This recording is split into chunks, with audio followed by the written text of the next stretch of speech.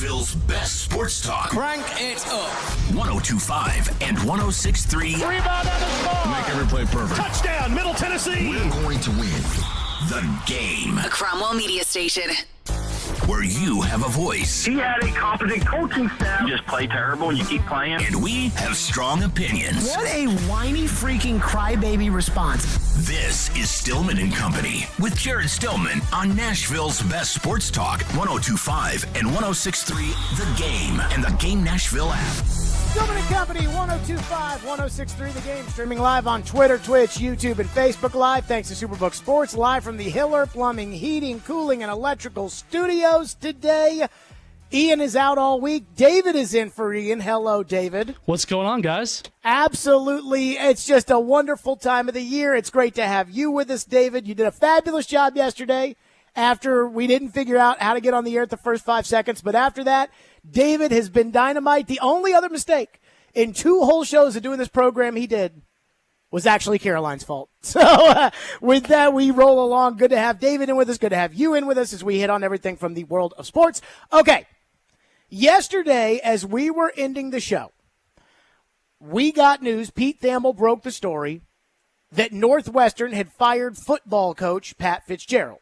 Now, if you haven't been keeping up, and I consider, I think most of us don't keep up on a daily basis with Northwestern football, there is something when it comes to college sports where I read a story and I say to myself, oh, he's fired. And when it came to Fitzgerald, and I read this shocking story over the weekend about the systemic hazing and the culture of hazing inside the Northwestern football program, I read it and thought, he's fired. Now, the school president suspended him without pay for 2 weeks, the 2 most meaningless weeks of the year. There was an outrage after the story was published over the weekend, and the school president says on his own volition, though he did talk to board members and trustees and students and the whistleblower and everything else, that he decided to part ways with Pat Fitzgerald. And I think that was the right call. A lot of people will say, well, Pat Fitzgerald, he didn't know. They launched an investigation, and the results of the investigation said that it was not clear if Pat Fitzgerald knew or not, that the coaching staff most likely did not know about the culture of systemic hazing that was going on inside that program. I think Pat Fitzgerald is a great coach. I mean, I know Northwestern's had their struggles, especially last year, but all in all, Northwestern punches above its weight because of Pat Fitzgerald. An alum of the school, a former assistant coach of the school, and for the last almost 20 years, the head coach of the school, and the most winningest coach in the history of the school, and yet they fired him. I think they made the right call. But as I dive deeper into this, the more I have bigger questions. There's one question I have about college football that I'm looking at and thinking, okay, if this wasn't Northwestern, an academic institution in which they are proud of football, and they do pay for their football program. I mean, they've got a facility right there on the lake, but they're not a football power. They're not Texas, USC, Alabama, Ohio State, Notre Dame, LSU, Oklahoma. They're not one of those schools. And if this were one of those schools, and you know what I'm talking about, if this were one of those schools, would they fire the coach? Or would the school sit back and say, well, he didn't know, and how can we fire someone how is he supposed to know? How can we make that kind of change? I mean, it's not fair. He's a good man, a good coach. He's got a great reputation. Are we going to throw away 40 years or whatever it's been that he's been a part of that program? Are we going to throw away 30 years of loyalty because of something that this investigation did not know about? And again, I'm not talking about Northwestern. Northwestern's different. Would they feel that way at LSU if the winningest coach of all time were involved in a situation like this, in which technically he didn't know, and can we hold him responsible for something he didn't do or didn't know? Now, I think we can all agree, when it's not our team, I think we can all agree of, you should have known. Look, my team was involved in this twice. Rick Pitino, 2015, story comes out that they had prostitutes in the dorm and that an assistant coach was paying the prostitutes to come in with the students and the recruits into the dorm. As Floyd used to glowingly refer to it as hookers in the dorm. And Rick Pitino swears he didn't know. Now, I know that most of you out there don't think think that Rick Pitino knew. I don't think Rick Pitino knew. But when that all happened, I didn't really think that mattered much. I was kind of on the fence. I was like, look, I don't think Pitino knew. But at the same time, I mean, dude, it's your program, it's your coach. The fact that your coach thinks it's okay to pay hookers to come into your dorm, like, dude.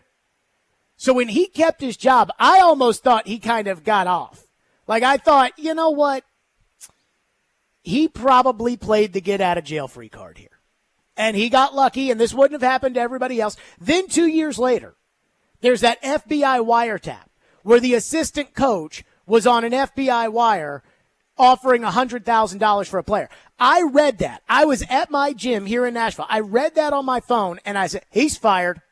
Like, he's fired. The athletic director at the time, a good man by the name of Tom Jurich, I was listening to on the app, I went right to the Louisville radio station that I used to work for. I was listening to them kind of break down this whole story in the news, and, it was a bombshell story kind of like Northwestern.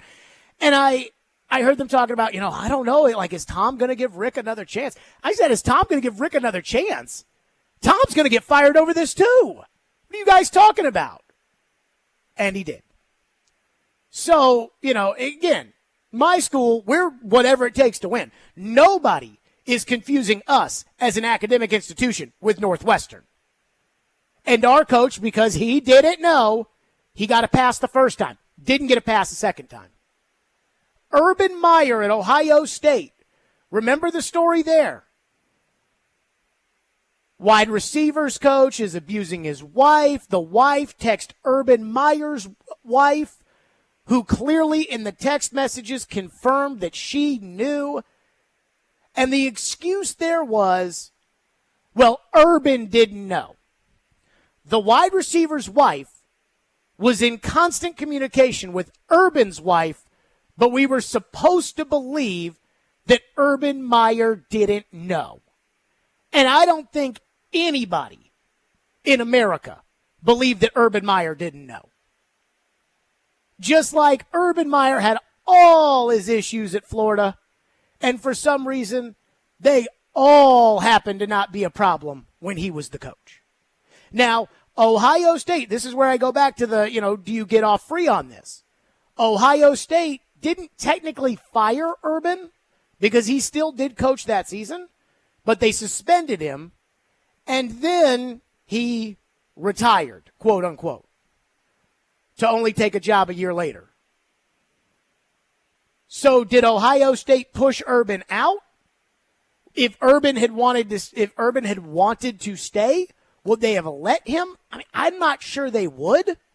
I don't think Northwestern is going to set any precedent in terms of how to handle discipline, that now every single instance in which a college coach comes to us and tries to play the ignorance game of, I didn't know.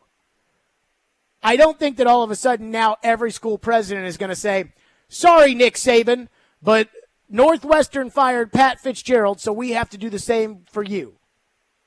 But I do wonder if that's going to be the attitude now going forward. The general consensus. This is going to be a case-by-case basis. But I do wonder if this is kind of where we're headed with college sports, which is in the society now where you can pay the players and it kind of feels like the Wild Wild West and the NCAA doesn't have any teeth. I almost wonder if now it's like, hey, man, it's your program. You're making $8 million a year. You should know. So I do wonder where we're headed in terms of college sports and every other coach that is involved in a scandal with which, were they supposed to know? The second question I have from this Pat Fitzgerald thing is a lot more Northwestern based here. And this is everybody applauding the school president for acting swiftly by letting go of Pat Fitzgerald. What happened that went from 2 weeks without pay as a fair punishment to fired? Does anybody know? And that's the one thing where I do think that Northwestern got it right by firing Pat Fitzgerald. That's the one thing that I have a hard time with. They hired an outside law firm to come in and run an independent investigation, which is what everybody does. The second that a big, huge scandal involving Title IX or misconduct or assault, let's bring in the law firm. And they're going to get to work. I'm going to guess Northwestern probably spent upwards of $1 million on that law firm to run that investigation. The president of the university got the results of the investigation. After reading the results of the investigation, he thought 2 weeks without pay, the two most meaningless weeks of the year, was a good enough punishment for Pat Fitzgerald. The whistleblower gets so mad about the lack of punishment for what is really reprehensible and certainly beneath the standards of Northwestern football that he goes to the school paper and other people go to corroborate the story. He goes to the school paper and they release all the details and all the testimony. And I don't know what was in that report. Northwestern won't show us. They're going to keep it private. That the outrage then leads to the school president saying, you got to fire him. What happened? Because if you're a school president and you thought 2 weeks without pay was good enough on Friday, and on Sunday, because of the outrage, you thought, hold on, I need to reconsider my decision, and then yesterday you decided you wanted to fire the coach, that's either incredibly poor leadership or incredibly poor judgment.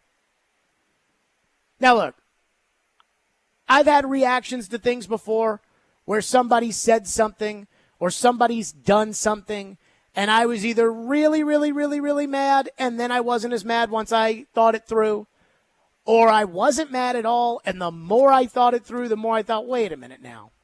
So I'm not saying that everybody's final decision should be unforgivable.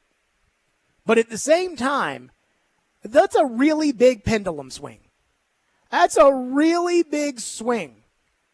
A really big from 2 weeks, no pay, to meaningless weeks. I mean, it's not like, you know what, you're going to miss the Ohio State and the Michigan game. No, it's 2 weeks in July when everybody's on vacation, so go ahead and go to Bermuda and enjoy yourself. To a college football Hall of Famer who is the winningest coach in the history of our program, who is an alum of our school, fired. What happened there? So those are the two big questions I have. If this is a bigger school, do they fire the coach? If this is a football school, do they fire the coach?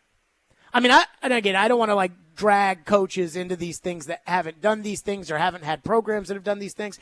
But if this is Josh Heupel at Tennessee, and I don't think Josh Heupel could have a higher approval rating right now at Tennessee unless he won a national title, would they fire him? Or would they look at all the crap bum coaches that they've had over the last 2 decades and say to themselves, well, he didn't know. And I don't know. 615-737-1025 is our phone number if you want to weigh in. 615-737-1025 here on the program.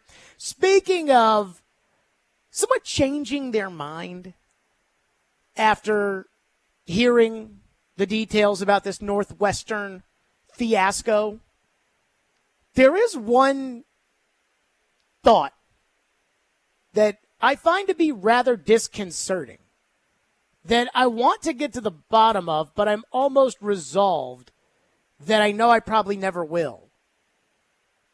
And it really does bother me. And it involves the Titans. We'll get to that next. Stillman and Company, 615-737-1025. If you want to weigh in, 615-737-1025. And you can watch our program streaming live every day on Twitter, Twitch, YouTube, and Facebook Live. And our streaming is presented.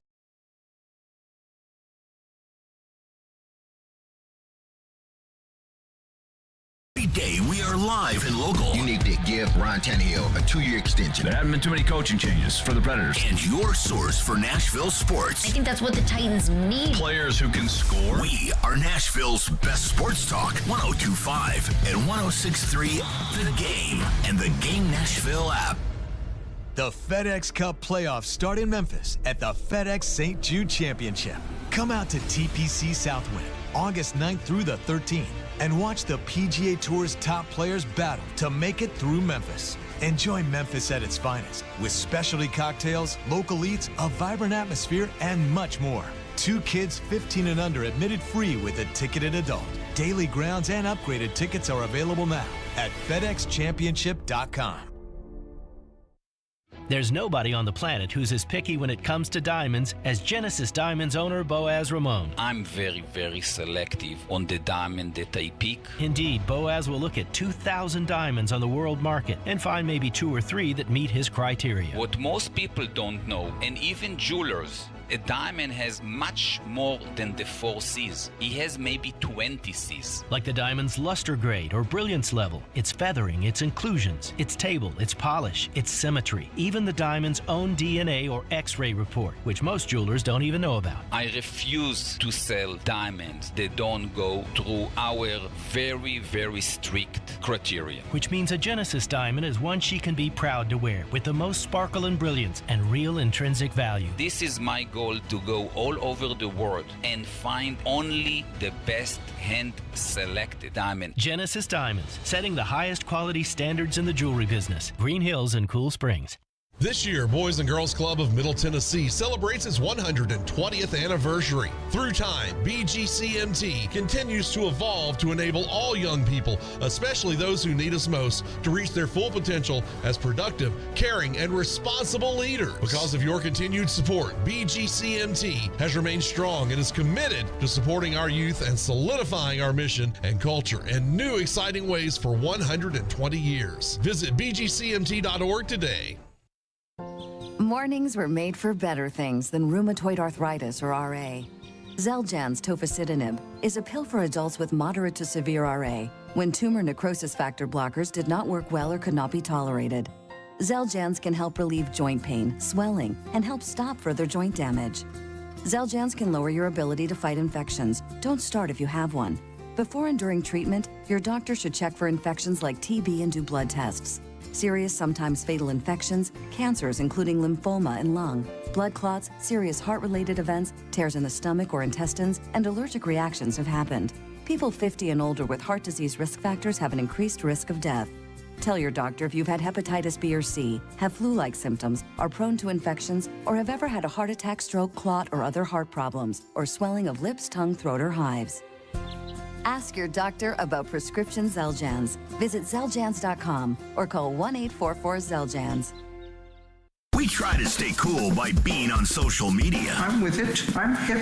Follow us on Twitter at 1025 The Game and on Instagram at 1025 The Game Nashville. Hey! Oh, yeah, and like us on Facebook, too. You're listening to Stillman and Company on 1025 and 106.3 The Game and the Game Nashville app. Sometimes I always practice with my friends who go to other Midwest schools, Big Ten schools that are kind of in the middle of nowhere. Let's be honest. You can't really beat this view of right on the lake here, looking out at the Chicago skyline. This is pretty awesome. You can't really beat this, in my opinion. This is, to me, the prettiest, nicest campus in the country. I'm actually going to take a picture of it right now. From an NFL perspective, I think you see a can't miss. And I hate to put that label on him, but he's a guy that can play all 5 positions. In my humble opinion, there's no question he could be a left tackle. He's got the feet, he's got the athleticism, he's got the strength, he's got the toughness. He's got the football acumen. There'll be a lot leading into the draft about this measurement or that measurement, but I'll just tell anybody just to watch the tape, and it'll speak for itself. So as he gets over the hurdle of matriculating to the NFL and getting comfortable like everybody, I see a similar trajectory that we see in Rashawn Slater. An opportunity to be an instant impact player, an all-pro level player, a leader of an organization, and someone that'll be just an absolutely relentless positive teammate that'll make a huge difference from the minute he gets in the organization. There you go. That was Pat Fitzgerald on the draft profile Northwestern did on Peter Skoronski. And 2 weeks ago, Pat Fitzgerald talking about, hey, I'll tell you, the kind of impact guy, impact player Peter Skoronski's going to be, what he'll have on the team, I would have been like, yeah, Pat Fitzgerald. He's a big-time college coach. He's a Northwestern man, and I'm like, not so sure how I feel about that endorsement. I don't know if I'm going to hammer this home or make a big deal out of this. I know people are going to say that me bringing it up is going to be making a big deal about it, but Northwestern is hell-bent on keeping the results of the investigation by the outside law firm private.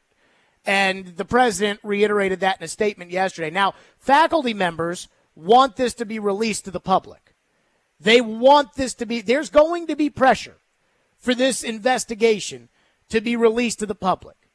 And I'm just going to tell you, as a Titan fan and somebody who covers the team, if that report gets released to the public, the most important, I will say it gets released like the Mitchell report, the steroid report in baseball, say that gets released. The first thing I'm going to do the second I pull up that PDF on my computer is I'm going to hit the search button and I'm going to put in the name Skoronski, because I am concerned about what possible involvement Peter Skoronski could have had in this. Everything everybody said about him is that he's a team leader. Well, the problem with that is that this report, the allegations, and it seems like those have been somewhat confirmed, the allegations are that this was led by the team leaders. So the upperclassmen had what was called a Shrek list. And then they would run the players. But running was not, hey, get on the line and do some running, which is also not their jobs. But it was the heinous activities that led to Pat Fitzgerald's firing. And so I do wonder, hey, if this investigation comes out, if I was Rand Carthon, I'd be holding my tushy right now, thinking about the idea of that investigation coming out and Peter Skoronski's name being a part of it. Because from what everybody said about it, he was a great leader, which is great until we find out that the problem is the leadership. Now, I hope Skoronski gets asked about this at training camp. I don't know if he will or he won't. I do remember a couple years ago, Vrabel was on that Ohio State staff with the wide receivers coach and Urban Meyer, and that was when Buck was working here. And I told Buck, I was like, hey, I need you to ask Vrabel about Ohio State and what's going on there. And I could tell he didn't want to do it, but he asked Vrabel about it. Vrabel's like, I just love Ohio State and just whatever's the best for Ohio State, and I love Ohio State. But with Skoronski, there is a possibility that his name could come up. And I'm not convinced after seeing the faculty say, hey, we want to put a stop sign right now on the $800 million renovations to the football facility, as Adam Rittenberg reported at ESPN. I'm not convinced that report's not going to come out. And if that report comes out, maybe they'll redact the names or something like that, but it can't be good that he was one of the biggest leaders on a team in which the players were running a toxic culture of hazing. And there's no doubt in my mind that Skoronski knows about this. And his reaction when he's asked about it at training camp, if he's asked about it, that's going to be important to me too. Like, is he going to sit there and say, Peter, what was your involvement in the Northwestern scandal? I'm just here to focus on Titan football in the present. If I hear that, I'm guilty. I'll just tell you that right now. Like, you want to plead the fifth? Guilty. as far as I'm concerned. Or is he going to sit there and say, yeah, we as a program, I turned a blind eye to this. I shouldn't have done that. I think it was horrible. And, I mean, it really makes me sick to think what happened to Coach Fitzgerald and that we were all a part of that. And then I'll feel a little bit different. So we shall see. But, again, I mean, Adam Rittenberg reported this morning that 6 Northwestern faculty members are asking university leaders for the hazing investigation report to be revealed publicly, according to a letter obtained by ESPN. They also want the $800 million Ryan Field rebuild project put on hold until this crisis is satisfactorily resolved. The letter says, quote, the findings should be made public to the fullest extent permitted by law, contingent on the consent of the victims. It is essential to learn what was known by Northwestern coaches, staff, and administrators, and when and what steps were taken or not taken to address the hazing. So, again, I don't expect, I expect Peter Skoronsky to just be kind of like, I got nothing to do with me, but we shall see. And I'm not going to speak for somebody for them. He's a big boy. He's a pro now. So I can't say this is what I assume he'll say. I don't know what he'll say. But if it's I'm just here to focus on Titan football, that ain't going to cut it with me. Phone lines driven by WilsonCountyHonda.com, 615-737-1025. Shark is going to start us off here on the Northwestern Scandal. Go ahead, Shark. Thank you for having me, Jared. I was just calling today. I just wanted to kind of reiterate on this. Man, it's a lot of loopholes in the story as of right now because we don't have the complete details and we don't have the private investigation that was took out by the law firm on hand so we could be able to go through and see what these allegations are or even if these things really happened. But my whole thing about the situation is, what about the victim, the player? I mean, if this is something that he feels, strongly about, he feels like this is wrong or he feels like something went on that shouldn't have went on, I'm not understanding why would he want to be masking himself if he's going to be revealing the truth about something that should not be happening in college football. I understand that hazing does happen, all across the board in just about every sport, especially, from high school up. So it's understandable that, these types of things may have happened, but we don't know what happened. We don't know who was involved. Well, I mean, I don't think the idea hazing happens everywhere. I don't think that. I'm not saying that it happens everywhere, but it does happen on every level of some of whatever athletic field you are playing on. No matter if it's basketball, football, you might have guys, say, hey, the freshmen need to run the extra 20 laps. That could be a that's not the same though as making freshman centers get naked with the quarterbacks and have an exchange in the locker room. That's what I'm saying. But that's what we don't know. That's something that hasn't been, put out to the public yet. So I'm not saying that whatever's going on or whatever happened is right or wrong. But so, Shark, I appreciate your call. I do appreciate your call. You're not the only one that said stuff like this. I mean, there have been 8 to 10 players that have come forward and corroborated the story of the whistleblower.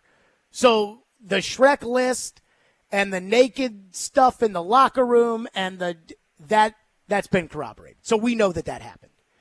And with anything, there's this belief, it's out there of, and I don't want to say, the boys will be boys.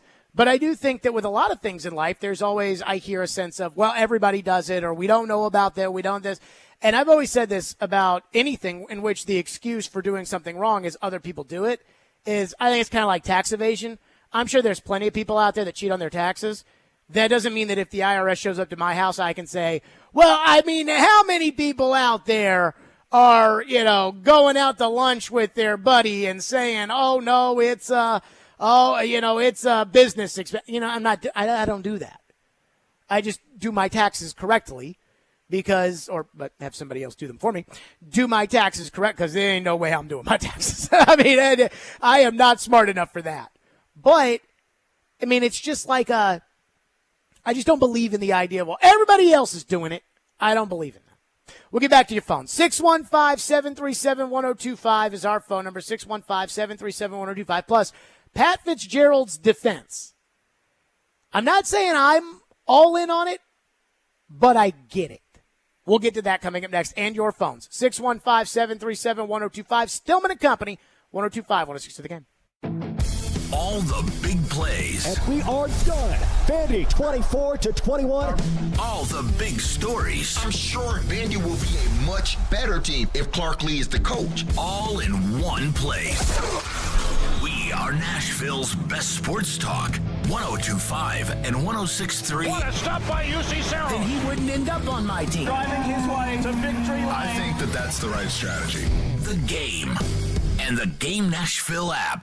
Sometimes you want a sure return on your investment. That's where CDs come into play. At F&M Bank, they've been providing smart choices to customers for over a century, including CDs that are a great way to save. You make a deposit and collect the earnings on your terms. Great rates, predictable results, and backed by the Federal Deposit Insurance Company. That's smart banking. Life is complicated. Banking shouldn't be. So go see them at one of their 20 locations across Middle Tennessee and Southern Kentucky or online at myfmbank.com. F&M Bank. Banking made easy on purpose. Member FDIC.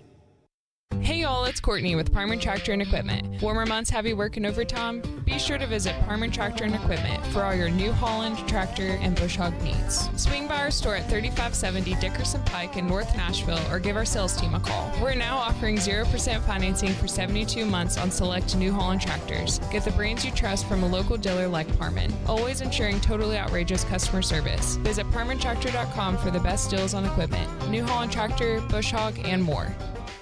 Check, check. You might already know about the Acura MDX. V6 engine, seat 7. We have an announcement.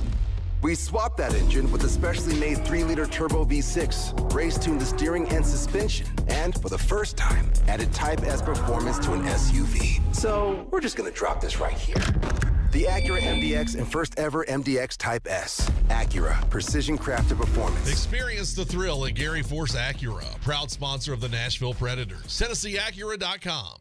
If you're hiring, it can feel like you're trying to find a needle in a haystack. You can hope the right person comes along, or you can just use ZipRecruiter. And now you can try it for free at ZipRecruiter.com/radio. In fact, ZipRecruiter has helped a lot of business owners find their needle in a haystack, like Marco, president of operations at Telly Tires and Auto Centers. Because Telly Tires has grown a lot in the last few years, Marco needed to hire everyone from a receptionist to a store manager to a head mechanic. ZipRecruiter helps me find all the right people, even the most difficult jobs to fill. ZipRecruiter helps me keep my business running. Take it from Marco and millions of other businesses who've used ZipRecruiter.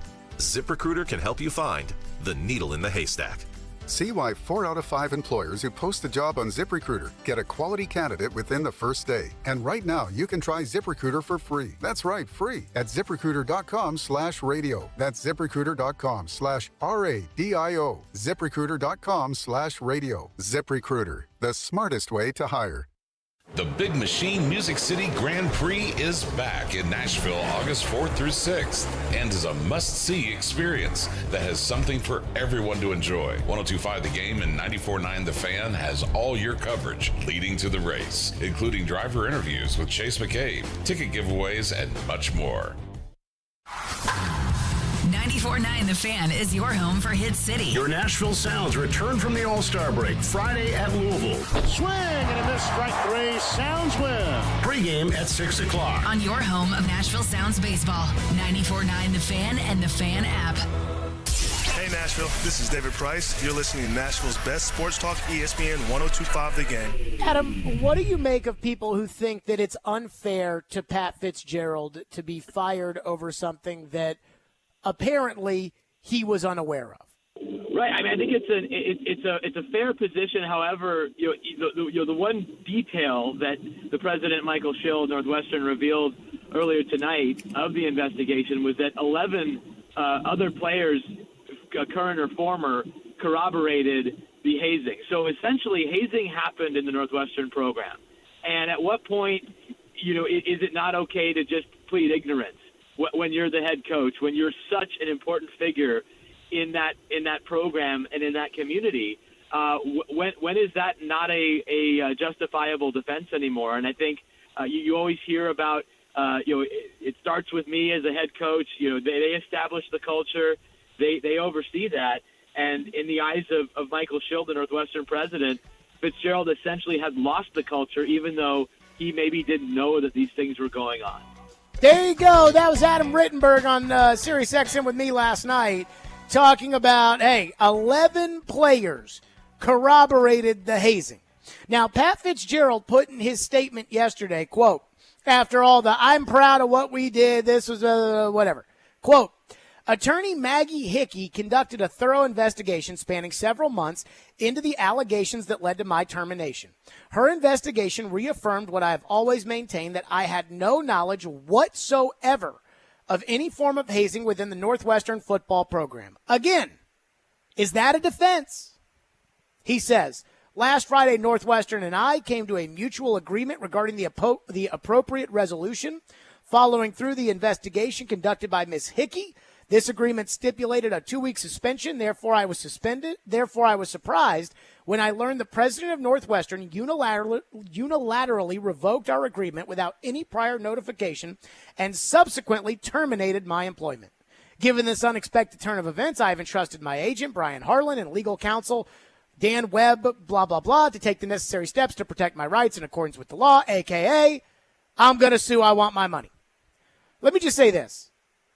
I do want to know how they went from, and talking about the school president, 2 weeks, no pay, least important time of the year, to fired. I want to know how they got there. Will has been waiting patiently and is up next on the program. Thank you for calling. Thank you for waiting. What's up, Will?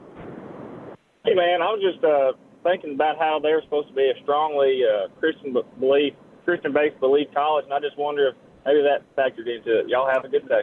Thank you. I don't think Northwestern is a religious college. I could be wrong.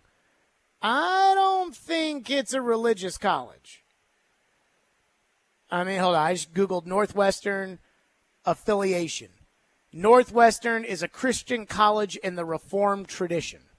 I mean, I don't think that means, the first thing, the Northwestern website, the organization encourages cooperation and understanding between faiths and includes Catholics, Christians, Jews, Unitarians, Buddhists, Bahis.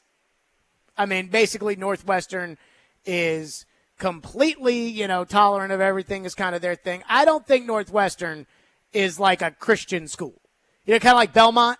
I don't think that that's what Northwestern is. I think Northwestern is, I think Northwestern's Vandy. That's what I think Northwestern is. I think they're Vandy. And they just happen to be a little bit better at football than Vandy, at least over the last couple of years, although last year Northwestern was terrible. But I do think that that's what they are. And a texter brings up a really good point that I do think is completely fair to ask on the program. And it is about Vandy. And saying, hey, James Franklin, this is what a texter says. This isn't what I, think or say or whatever. James Franklin lied about not seeing the video of the Vanderbilt rape case. Compare to Northwestern using Vandy since they are similar schools. I have given a lot of thought about the Vandy rape case and James Franklin and everything else and how that compares to Pat Fitzgerald. Now, I was not on the radio here when all of that happened. I was on the radio in Louisville, so I followed it from afar, but certainly not like if I had been on the air where I would have known every detail every day and we would have talked about it and everything else. My recollection of that period in time, and I was a Vanderbilt fan, I grew up a Vanderbilt fan. I liked James Franklin as a coach, even though I think he's a whiny crybaby. I do not think that me and James Franklin would have gotten along if I had been on the radio when James Franklin was the coach here, even though James Franklin was winning. Because what do I do on this program? I call people out on their bull crap. And I don't know the specifics of the Vandy rape case to be able to say Franklin knew this or Franklin didn't know that. I do remember vaguely there being some sort of allegation about Franklin, I want to say, encouraging the victim to spend time with recruits and football players and things like that, and everybody does it. And I remember reading that whenever it happened, and it just sent a chill up my spine of, oh, God. I will tell you, Vanderbilt has never had a coach like James Franklin before, and they have not had a coach like James Franklin since. And just what I remember of it without, what I'm saying is I don't want people to call in, well, this happened and that way. You may know better than me. I was in Louisville at the time. I probably would have fired James Franklin if I was running Vanderbilt at the time. But times are different now, I guess. Texter says, Jared, you are so soft. You are almost as bad as a baseball writer. What do you want the Titans to do? Release Peter Skoronski? Remember the Peyton Manning trainer story. Stuff happens. I'm sure Skoronski doesn't want to talk about it, and he doesn't need to. I think he needs to talk about it. But think about it this way. Let's say that I was involved in a scandal. Let's say, and this isn't going to happen because I wasn't involved in scandals for the most part before. But let's say there was a scandal, a massive scandal broke involving the Louisville women's basketball team from 2008 to 2012, which is when I was there and I was part of the program as a manager. Wouldn't you want to hear what I had to say about that? Like, wouldn't you at 2 o'clock? A massively embarrassing scandal. Wouldn't you be sitting there saying, well, you got to say something about it? And for me to come on at 2 o'clock and say, all right, DeAndre Hopkins, here's what I think. Maybe you guys would be cool with that. I don't think you would be. I think the text line would blow up. People call in. Jared, what do you think about this? Jared, what do you think about that? When I criticized Deshaun Watson for wearing pajama pants and a hoodie at the national championship game in football when he was at midfield for the coin toss in, 2019 or whatever year it was, and everybody got all worked up with me. Like, they told me in the office at the time, like, hey, like, let's just move on from this. Let's not talk about it. Like, you're not in any trouble, but, Dan Patrick's blowing you up and Jason Whitlock's blowing you up, and it's just, let's just move on. And it's like, somebody called in to ask the GM and said, hey, Floyd, what do you think of working with a racist like Jared? And it was like, dude.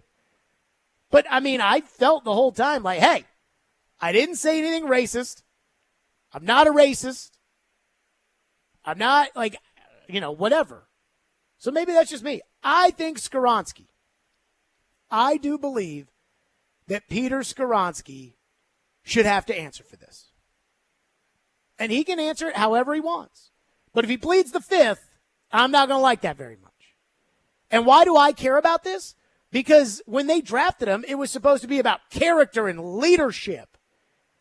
And we just saw what happened when you draft Isaiah Wilson. So I'm not going down that road now. Fred in Ashland City says, I bet 80% of players in the NFL were aware or participated in some form of hazing in college. Not saying it's right, but we all know it happens. Oh, you know what that is? Everybody does it, so I don't think we should, I think we should just ignore it. And I don't operate like that. For years, when you couldn't pay the players in college sports, anytime somebody would get busted for paying a player or paying a player's parent or something like that, even when it was my own school, when people would get busted, I'd hear that, well, everybody's doing it. Yeah, well, they're not getting caught. It's the same as tax evasion. I know there are people cheating on their taxes who don't get caught. But that is not an excuse when the IRS shows up. 615-737-1025. More of your phones as you want to get in there. 615-737-1025. Stillman and Company, 1025, 106 through the game. Are you always on the go? We've got you covered. Download the Game Nashville app from your app store and listen to us wherever you are. Robbie Stanley, Joe Rexroad. It's Chase McCabe. Caroline, Willie, D-Mays. Stillman and Company. We are Nashville's best sports talk. Good station. I listen to it all the time. 102.5 and 106.3 The Game and the Game Nashville app. Hear that? That's Jeff Anderson. He's that guy in your neighborhood that's always making improvements to his house, his car, his yard. On your street, it's about keeping up with the Andersons. One thing you don't know is Jeff's tools are from Harbor Freight. Tools at great prices. That circular saw right there, you wouldn't believe the deal he got. Just think, when you're keeping up with the Andersons, you're saving money. Whatever you do it for less at Harbor Freight. The team at Mercedes-Benz of Music City have done it again. Here's Edwin Vickery to explain. 4-time recipient of Best of the Best. Less than 10% of the dealers in the country receive this award. How did you do it? We say culture eats strategy for lunch, because we can strategize all we want, but unless you have the right culture and chemistry in the dealership, it will not work. Live the dream at Mercedes-Benz of Music City, mbofmc.com. Today's world is filled with many things that can push any of us to our limit. An upcoming move should not add to that list. When you choose Black Tie Moving, you are going to get a highly awarded Inc. 500 company. From the free estimate by a local professional moving consultant to the red carpet treatment you receive on the day of your move, their trained and dedicated team is there to ensure that they take the stress out of the process. Call 844-920-2966. Then sit back and enjoy the best move of your life.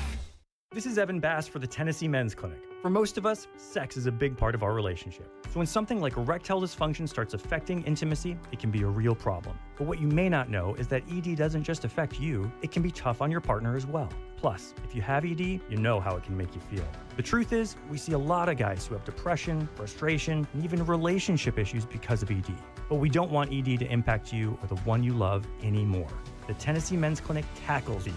Our urologists and medical providers take a comprehensive approach and have treated thousands of men with treatments that are successful in nearly 90% of cases. Even if your hormones are off, or if pills, wave therapy, or other treatments have left you hanging, the Tennessee Men's Clinic will work hard to help you get your sex life back, perhaps performing like you haven't in a long time. So call us. Your first appointment includes blood work and a medical consult. Call 615-208-9090 or go to TennesseeMen'sClinic.com. We have 2 offices in Midtown and Franklin. Visit our website to learn more, including side effects. Treatments extra, results vary.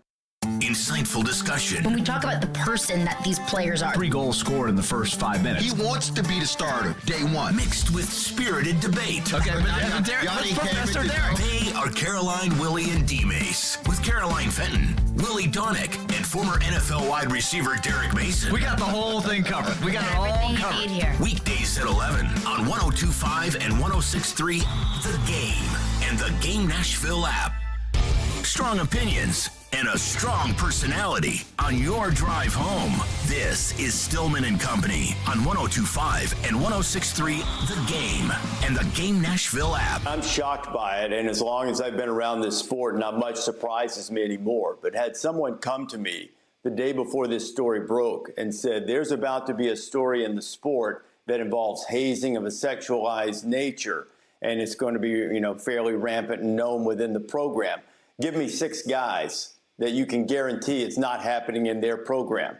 Pat Fitzgerald would have been on that list. It doesn't comport with what I've known of Pat over the years, yet the idea that this was not a secret in nature, that members of the football program for years and years had some knowledge of it, whether they thought it was something that was harmful or playful, is sort of doesn't matter at all. I'm really surprised that it was going on at Northwestern, and really shocked that it got to this point. That was Reese Davis last night, and I agree. Again, I don't know Pat Fitzgerald. It'll be interesting. Trevor comes on at 4:30 today. It'll be fascinating to hear what Trevor has to say about Northwestern, and because I'm sure he knows Pat Fitzgerald pretty well. And I think he might be as surprised as Reese Davis was there. A lot of you want to get in here on the text line, 615-737-1025. A lot of you want to get in on the Skoronski front. And again, I'm not saying, like LD from McMinnville texts in and says, you're joking. Nothing will happen to Peter Skoronski. He will be the starting for the Titans this season. Zero worries. Gene says, maybe I'm crazy and not in the majority, but unless laws were broken and charges are brought, I don't care about Peter Skoronski's involvement. Can he block is all I care about. And there's more of those. One person says, good for mentioning Skoronski and the possibility of his involvement in the scandal. So what are the consequences for him, Carthon, and the Titans? So I don't think there's any football consequences for Peter Skoronski. Like, he's not going to be suspended by the NFL for being involved in hazing allegations at Northwestern. And we don't even know if he's involved or not. And I do think that ultimately the report is going to come out. Unless Northwestern just pays a buttload of money to keep that from coming out. Because they're going to have to pay Pat Fitzgerald, or else it's going to go to court and it's going to come out.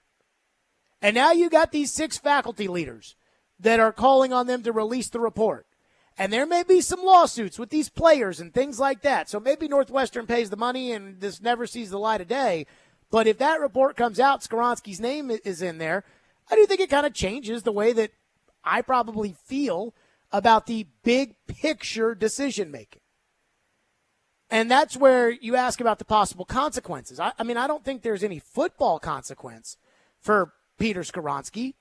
I don't think that there's any chance that he won't be starting for the Titans this season. But if it comes out that he was one of the leaders in the clubhouse when it came to the shenanigans at Northwestern, and I am not accusing him of doing that because I haven't seen any accusations of that period. But if it comes out that that is, in fact, the way it was, that gives me some really strong reservations about the future. That gives me strong reservations about him as a team leader. That gives me strong reservations about Rand Carthon and Mike Vrabel and their evaluation process. When it comes to the draft, every single time, and this goes back even to the idea of ignorance being the excuse. These guys, the way that we're told the NFL operates is like, that they've basically got their own SWAT team in there doing all of the investigating about these guys' past, and they talk to college coaches and high school coaches, and they've got their security team looking into the backgrounds of these guys, and they bring them in for visits, and the team psychologist meets with them, and they ask them questions in the draft meetings, like if you had to have a pet and you had to choose between a hippopotamus, an alligator, or a porcupine, which one would you choose? And that there's some reason for those kind of questions, and all the background research and all the digging, that we have all these resources and time that we take in order to figure. And you can't figure out that there was an ongoing investigation at that time in the Northwestern program that involved systemic hazing and a toxic culture, and that you drafted one of the leaders of that systemic hazing and toxic culture? You didn't know that? Now, I had to deal with everybody when it came to Isaiah Wilson that was telling me, well, how could the Titans know, Jared? Or it was COVID. And I thought to myself,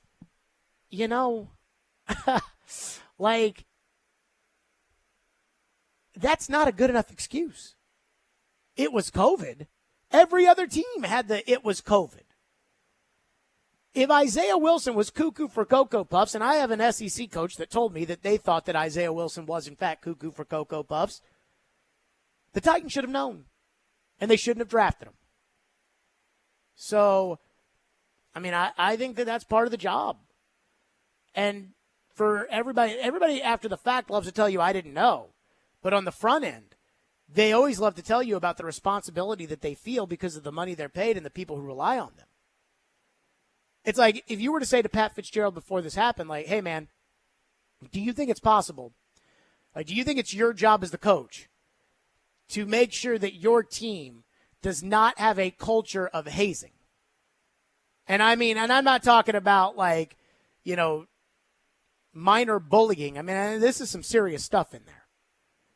Do you think that it's your job as the coach to be able to know what's going on and to make sure that your players... And he would have said yes. Now it happens, and he's in trouble, and it's like, I didn't know, and the report says I didn't know. And that goes back to the Isaiah Wilson thing or the Skoronski thing, if he's, off his rocker or whatever you want to call it, that after they draft the guy, they'll say, well, how were we supposed to know? But before the draft process, Rand Carthon got up there and bragged about, oh, yeah, the way that we get to know these players, we feel like our system's better than everybody else's. So it's not really about consequences. It's not about, oh, Skoronski was involved in this or Skoronski. And, you know, this is where maybe I differ from everybody else. If Skoronski gets up there at training camp and is asked about what happened at Northwestern and he pleads the fifth, I'll think personally he's got something to hide. If Skoronski gets up there and says, yeah, we thought it was, you know, just kind of a Northwestern tradition. I did it as a freshman.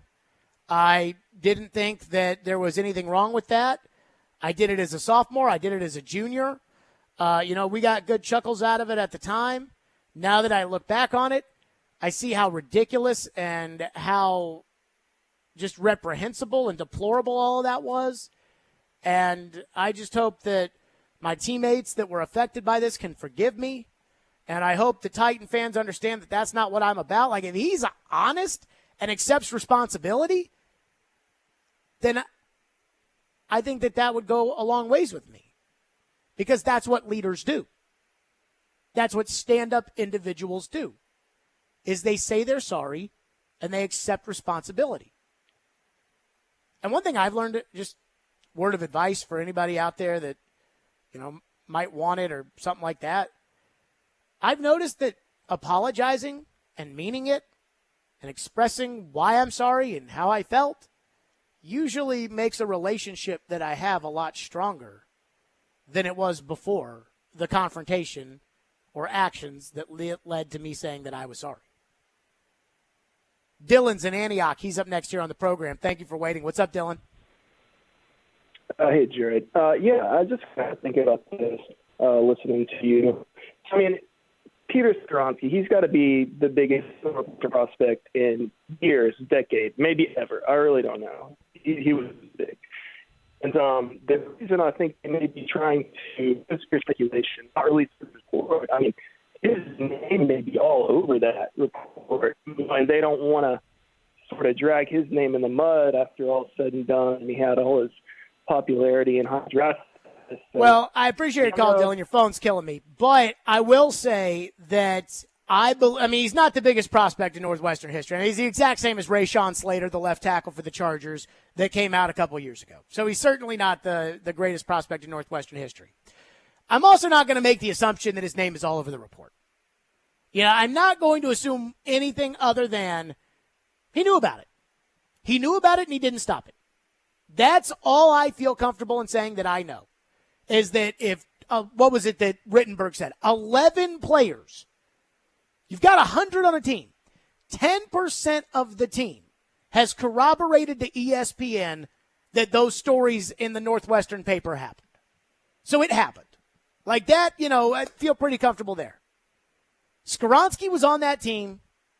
He was a leader. That means he knew about it and he didn't stop it. That I feel comfortable with. Was he a part of it? I don't know. Was he a ringleader? I don't know. And I'm not going to assume one way or another. That, hear me out on this, that's why we ask when he's available at training camp, hey, dude, what was your involvement in this? Why do we ask it? Because we don't know. Now, he's allowed to say whatever he wants to say. That's his right. But that's why we ask, because we don't know. And I don't want to make an assumption. 615-737-1025 is our phone number, 615-737-1025. We'll circle around back on Northwestern. Coming up next, though, I was kind of shocked.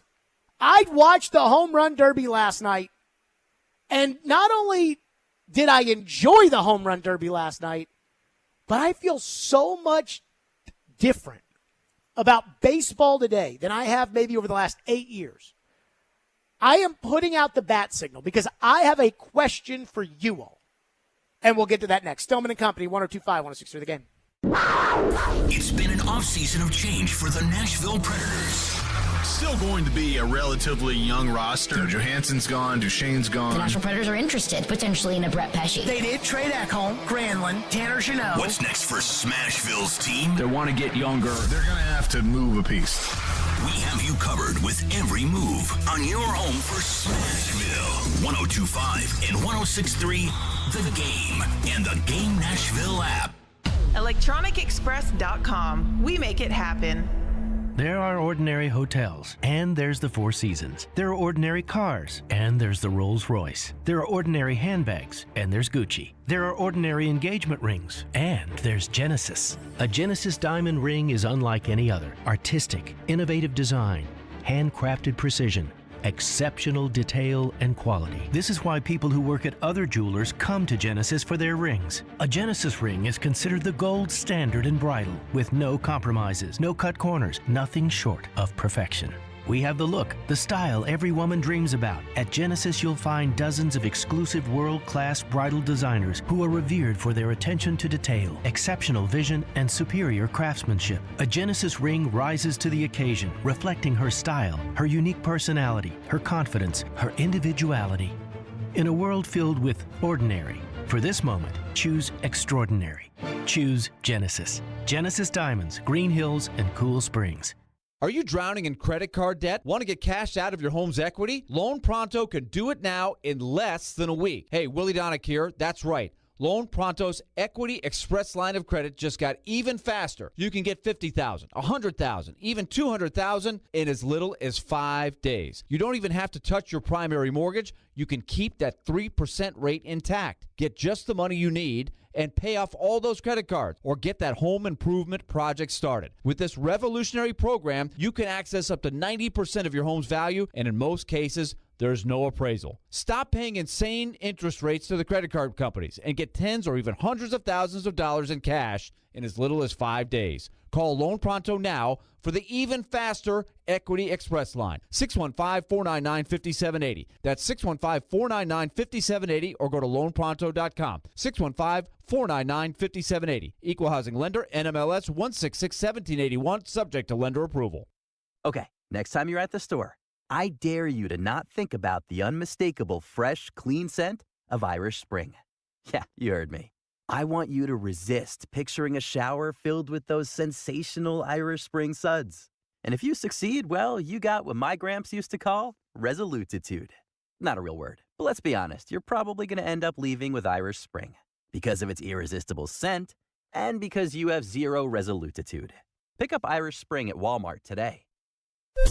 Live from the Hiller Plumbing, Heating, Cooling, and Electrical Studios. WPRT FM Pegram, WPUC HD2 Laverne.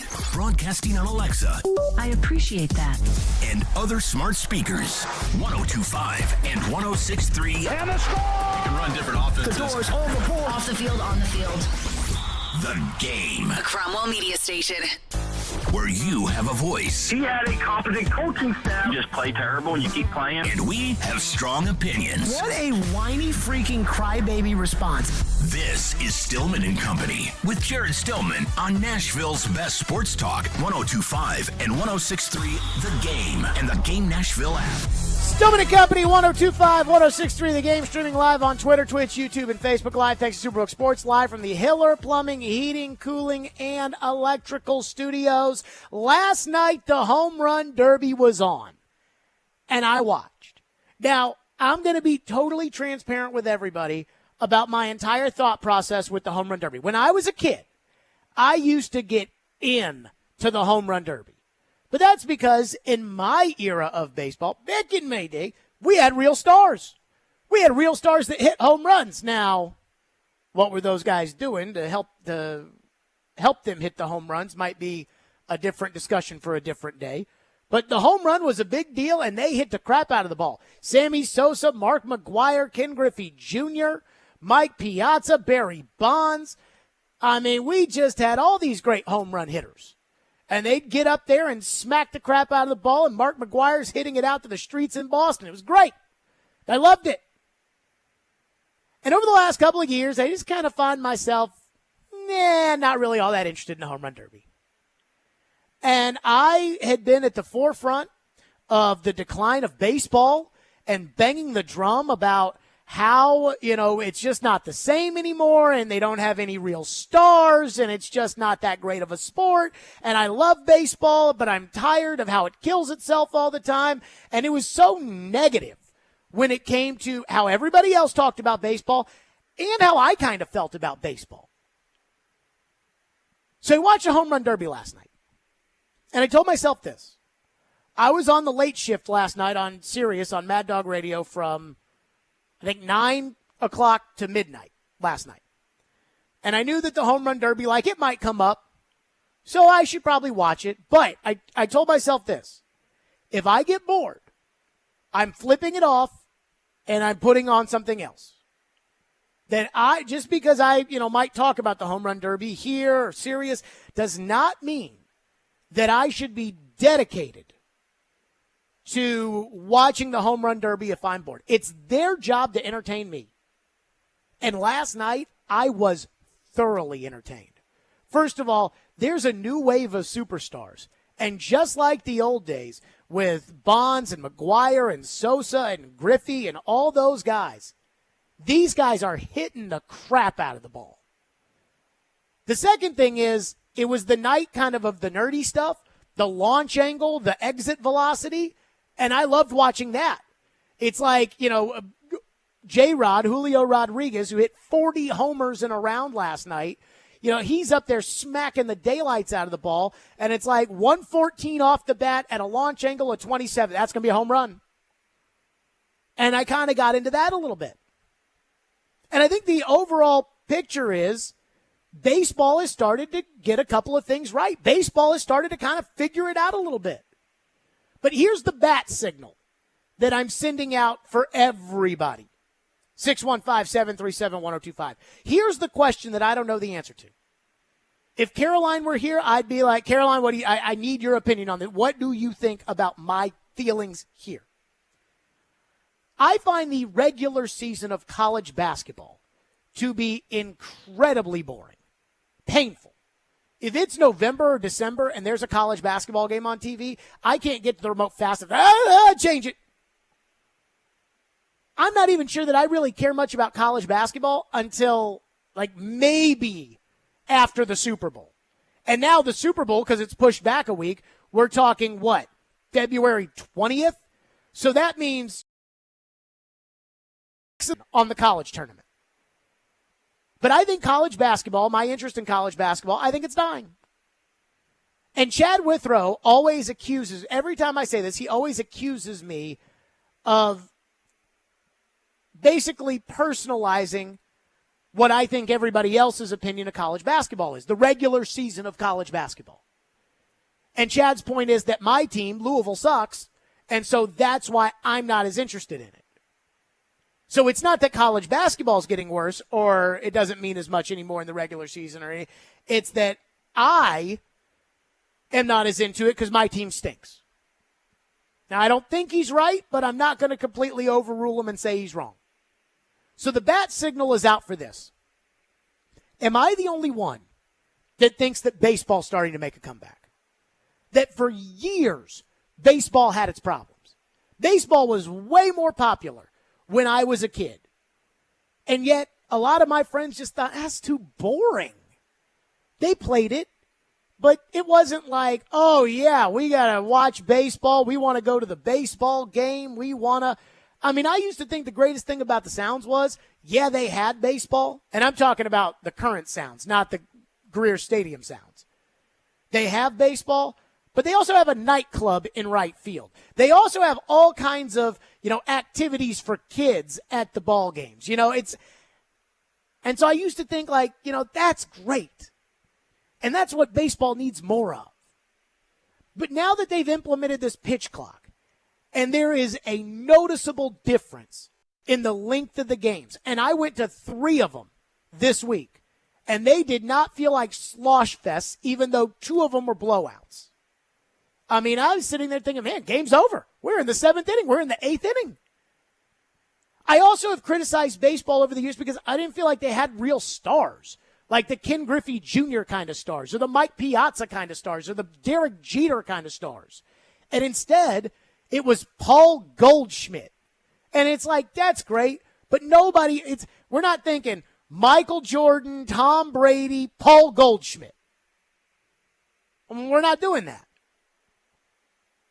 And now, I think baseball's got stars. Ohtani, now I can't wait till he goes to a team that actually plays some meaningful games, but Ohtani's a superstar. Ronald Acuna on the Braves, absolute superstar. And I don't think it's an accident that the jersey sales in Major League Baseball are Acuna 1, Ohtani 2. But last night in the Home Run Derby, Mookie Betts, he's a superstar. I look at the lineups in the All-Star games. And yeah, there's some guys in there that I'm like, Corbin Carroll. But there's a lot of names where I'm like, yes, people want to see Shohei Ohtani. People want to see Freddie Freeman. People want to see a lot of these players. Now, I still think the All-Star game ratings aren't going to be very good. I'll get into that in a second because just the All-Star games don't have the same luster that they used to have. But I really think, as a product, baseball is making a comeback. And I think that it's a lot of the things that baseball for forever has refused to do that has led to, you know what? This ain't that bad. For starters, there's more action in the games now. I watched them the other day. We sat out by the Braves bullpen off the third baseline when they played the Rays. And that stadium, by the way, is a great stadium in Tampa. As much as people bitch about it, I think it's a great stadium. But we sat there, and you know how they'll come out in between the innings sometimes, and they'll kind of redo the infield, and they'll switch out the bases. So the grounds crew was carrying out third base down kind of towards the tunnel. And I'm like, that base is freaking huge. And I know that they've expanded the size of the bases. They've taken away the shift. So there's more balls in play, and there's more base hits, and there's more stolen bases, and there's more. I think it's great. Last night in the Home Run Derby. Now, they've been doing this for a while now, but it's timed. When I was a kid, you'd throw the pit, the guy'd get 10 outs. So anything that wasn't a home run that was a swing was an out. So guys said, take. It takes forever to get through these batters. This, put the clock up, go. And I loved it. And it was one hitter, next hitter, commercial, next hitter, commercial, next hitter, commercial, hitter, game over. Loved it. It was over in 2.5 hours. And they were hitting BBs the whole time. And these guys that were doing it, again, these are stars. Vladimir Guerrero Jr. is a star. And he won last night. Randy Arozarena. I watched him all weekend play for Tampa. Now, he's not a household name star. It's not Patrick Mahomes and LeBron James and Randy Arozarena. I get it. But he's becoming a star. And he'll play in the playoffs and play in baseball and things like that. And nobody ever talks about this, but, basketball, every time I turn on the TV, all they ever talk about is basketball. Where's Damian Lillard going to go? Let's bring in Brian Windhorst. Did you know that last year's World Series, the Astros and the Phillies, that was on during football season, averaged 11.8 million viewers? This year's NBA Finals averaged 11.6 million viewers. Everybody talks about the NBA like it's just blowing past baseball, but 11.6 to 11.8. So again, I say this with the asterisk, with the understanding that maybe it's me. Maybe it's because my team is good and the Braves are freaking good.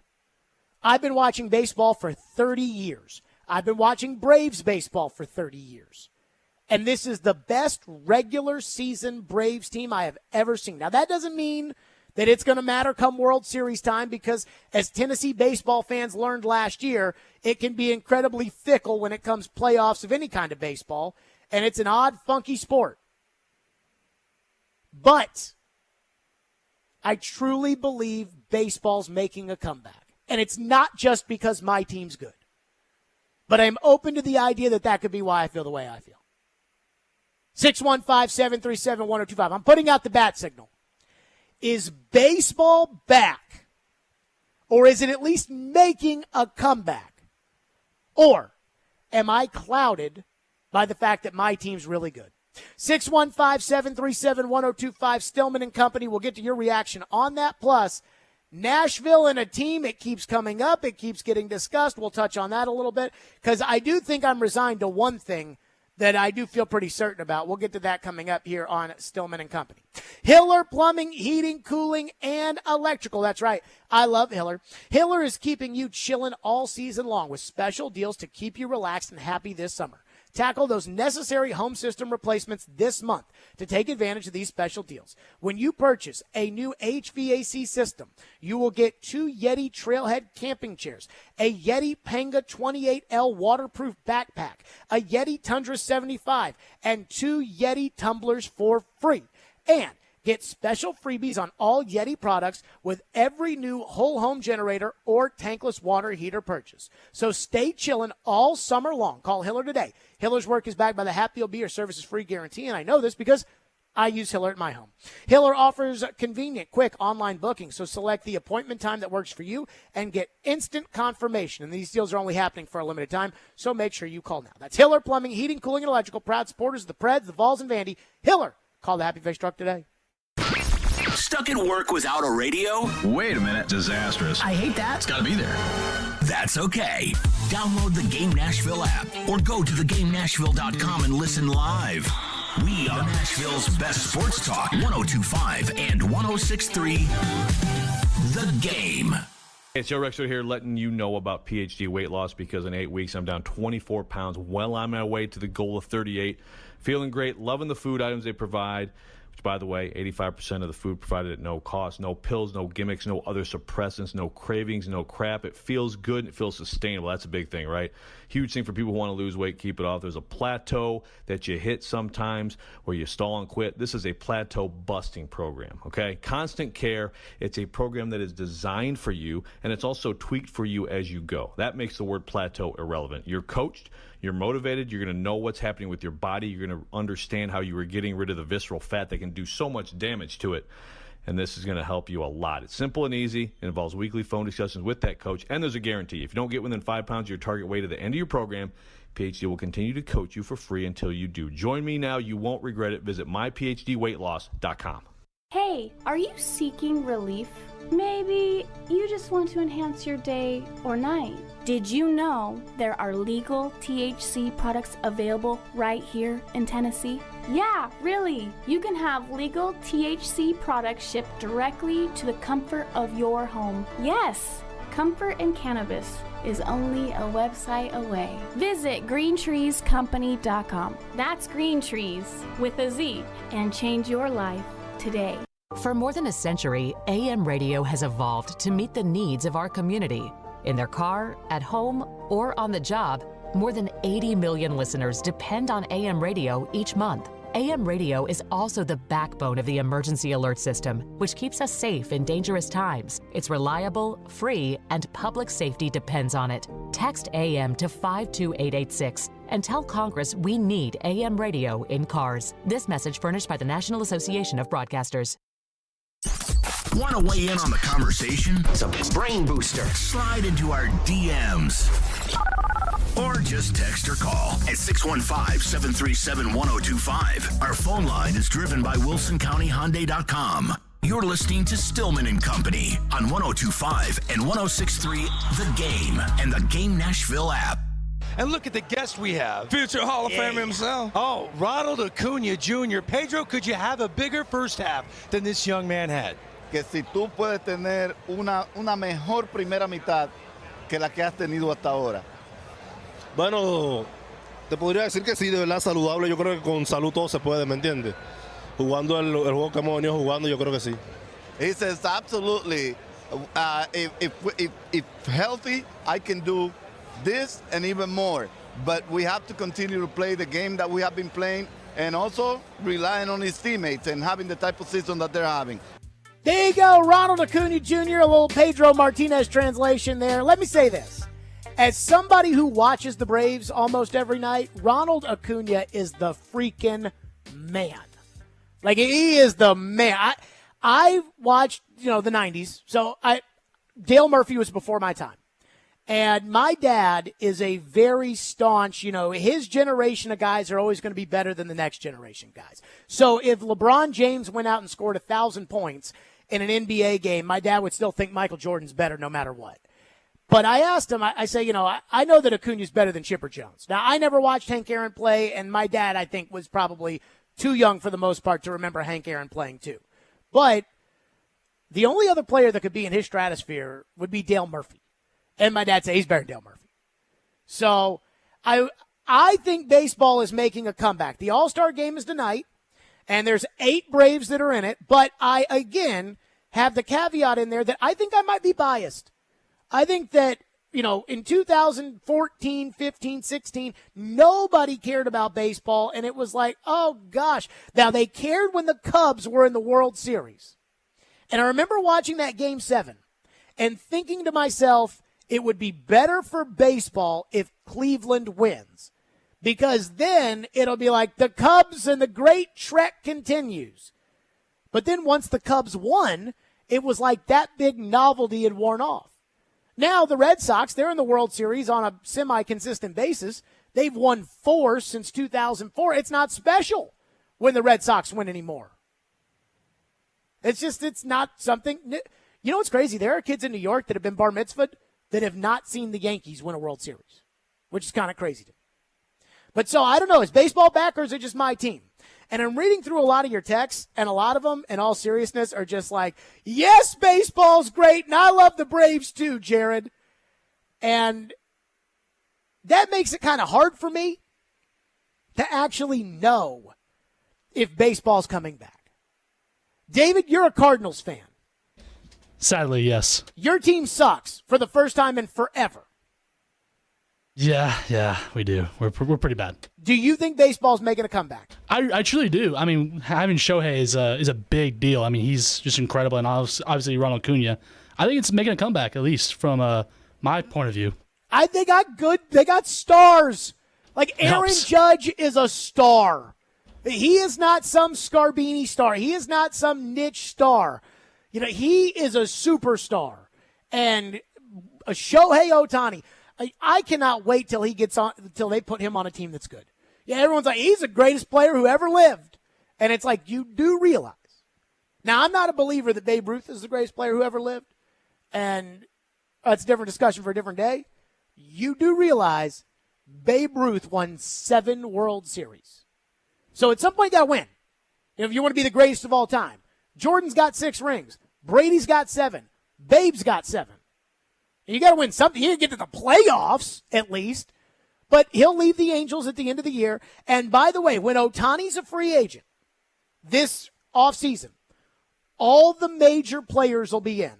The Yankees, the Mets, the Dodgers, and it's going to be the second biggest story in sports this fall after the NFL.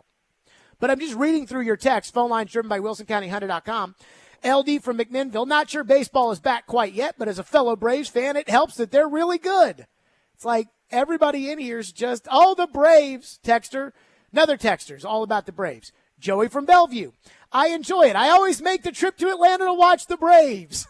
Everybody in here is just, I love the Braves. Now, Brian does text in, and he says, you're clouded, baseball sucks. I think the NBA, if you're just asking me, and I used to love the NBA, and I used to love baseball, and I still love baseball, and you guys know me that I can get into basketball. When basketball's right, when it's competitive, I can get into it. I think the NBA's got way bigger problems than baseball. I mean, baseball, the length of the game was a huge problem. Fix that. The action in the game could still use a little bit more. There's a lot of striking out and a lot of home runs, and I'd like to see more balls in play. But for the most part, baseball's, fixing a lot of its problems, or at least finally for the first time in forever, they've decided they're going to, inch their way there. Basketball, they're coming up with this just ridiculous in-season tournament in order to try to get the players to care, in which the winning players will get $500,000 each. Like the losing players will get $200,000 each, and then the other guys will get $50,000 each or something like that. I'm like, oh yeah, that's going to get Kawhi Leonard and his $48 trillion to play basketball. That's going to get him to play Oh yeah, hey, I'm making $40 million a year, $50,000. Yes, that I'm in for. Shane says if the Reds do anything remotely significant in the playoffs, I think it'll get a lot of fans excited. Get a lot of fans. It'll get you and Ryan Porth excited. That's it. The Reds. The Reds. Every time somebody, and I know we're technically in the Reds market, just like we're in the Braves market, I chuckle. I mean, it's crazy. Cody in Portland says he's a Brewers fan. I have been loving this season with the pace of games, and it's really helped bring me back. I haven't missed a Brewers game all season. And I think the Brewers kind of stink. Now, that division, I believe, is incredibly competitive because they're all kind of, the Brewers, the Pirates, the Cubs, it's whatever. But I do think that, if you're committed to watching the Brewers every day, the question I have for that guy, for Cody in Portland, who says he's a big Brewers fan, the question I have for you is, did you watch him last year? Or was it too boring? There's also another little caveat I want to throw in here while we're just kind of kicking around this stuff. I don't know if any of you have been to the Sounds when they've had these robot umpires that call the balls and strikes, and you would only know because it says at the bottom of the scoreboard, like on the guitar scoreboard where I'm not a guitar player, but, the stick part of the guitar, what is that, the bridge? David, do you play guitar? I do not, but I'm pretty sure it's not called a bridge. What's the long stick part of the guitar called? I'll have to look that up. Well, who cares? Do not text into the text line about this. I do not want to blow up the text line with people being like, dummy, don't you know that that's the so-and-so on the guitar? Whatever. At the bottom of the guitar, it says balls and strikes are being automatically rendered. And if I didn't know that when I'm watching the game, you'd have no idea. Pitch goes in, nah, says the umpire. It's amazing. And I think that kind of speeds up the game, too. You're never going to have a guy that turns around and just shakes his head at the umpire on a ball or a strike call. If you've got it computer generated, it's not that bad. And I wondered when I went to the first Sounds game that I went to that had the computerized balls and strikes, I was like, how are they going to do this? And as I was watching it and the umpire was behind the plate and just, nah, I texted Jeff Hem and I said, hey, how does the umpire know? Like, is there a buzzer in his pocket and it like buzzes like a phone vibrating? Apparently he wears an earpiece, and as soon as the ball, it's ball or strike, and the umpire just, nah. I think it's great. And I would not have a problem seeing that in the major leagues in a little bit. 615-737-1025. Cody says the pitch clock has saved baseball, brought him back as a fan. Chase from Bellevue say the pitch clock makes it so much better. Matthew from Jolton says, from what I see, baseball is back, and I'm a hockey guy. Texter says, easy on the Reds. They were leading the Central and De La Cruz. Hey, all I know is that dude stole second, third, and home all in a row. That dude, he's going to be a star. The De La Cruz of the Reds, apparently the Nationals last week checked his bat and in the second inning, and he went up in the fifth inning, and he hit a home run, and he looked right at the dugout and pointed at the bat like, check this. That guy's going to be a superstar. I will give you that. Wow. A lot of people thinking baseball's back, and not just Braves fans. I'm excited. That makes me giddy.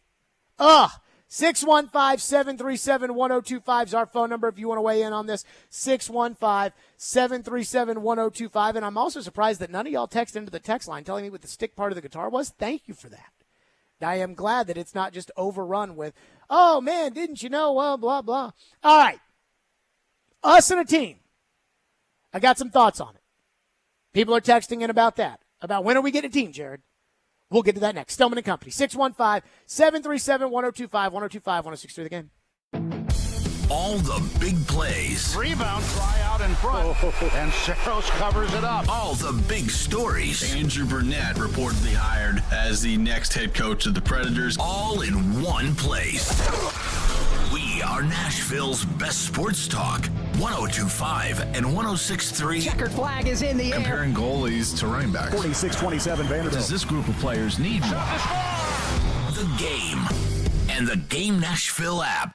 Genesis is actually a new beginning. Genesis Diamonds owner Boaz Ramon talking about why it's called Genesis. I love the symbolism of the name. It's a new beginning. Boaz wanted the name of his company to mean something, to reflect his core values and the importance of starting relationships for people in love, as well as the relationship he wants with each and every customer. It's a new beginning in their life for the relationship between us, the jeweler, the Genesis Diamond, and the customer, and it should last forever. Everything we do is for the customer. Walk into Genesis and you can feel it. Genuine people who are solely focused on celebrating the best moments of your life. It's not only my passion, it's my culture. Genesis is the book where God created the world, the day and night, the man and the woman.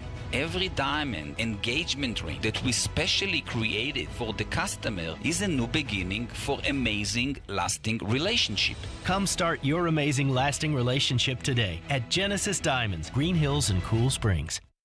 Back in 1949, Dr. Houston began the tradition of treating athletes for common sports injuries. Today, the sports medicine physicians at Houston Clinic Orthopedics continue his legacy. Whether you play at school, in a league, on a professional team, or just enjoy being active, Houston Clinic Orthopedics physicians are there to help you stay in the game. Common sports injuries include tears, strains, sprains, and instabilities of the knee, shoulder, and ankle. Houston Clinic Orthopedics is located where you work and live. Visit tn.houston.com to book your appointment online. When experience matters, trust Houston Clinic Orthopedics.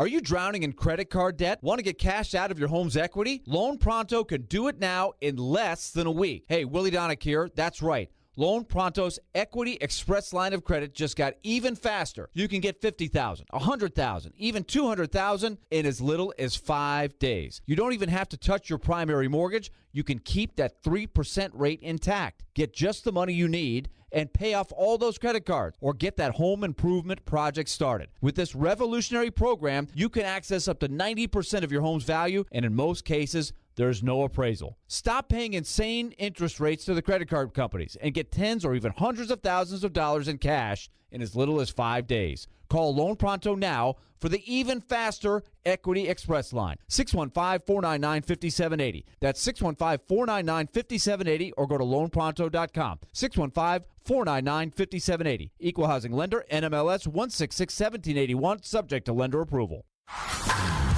94.9 The Fan is your home for Hit City. Your Nashville Sounds return from the All-Star break Friday at Louisville. Swing and a miss, strike three. Sounds win. Pregame at 6 o'clock. On your home of Nashville Sounds baseball. 94.9 The Fan and The Fan app.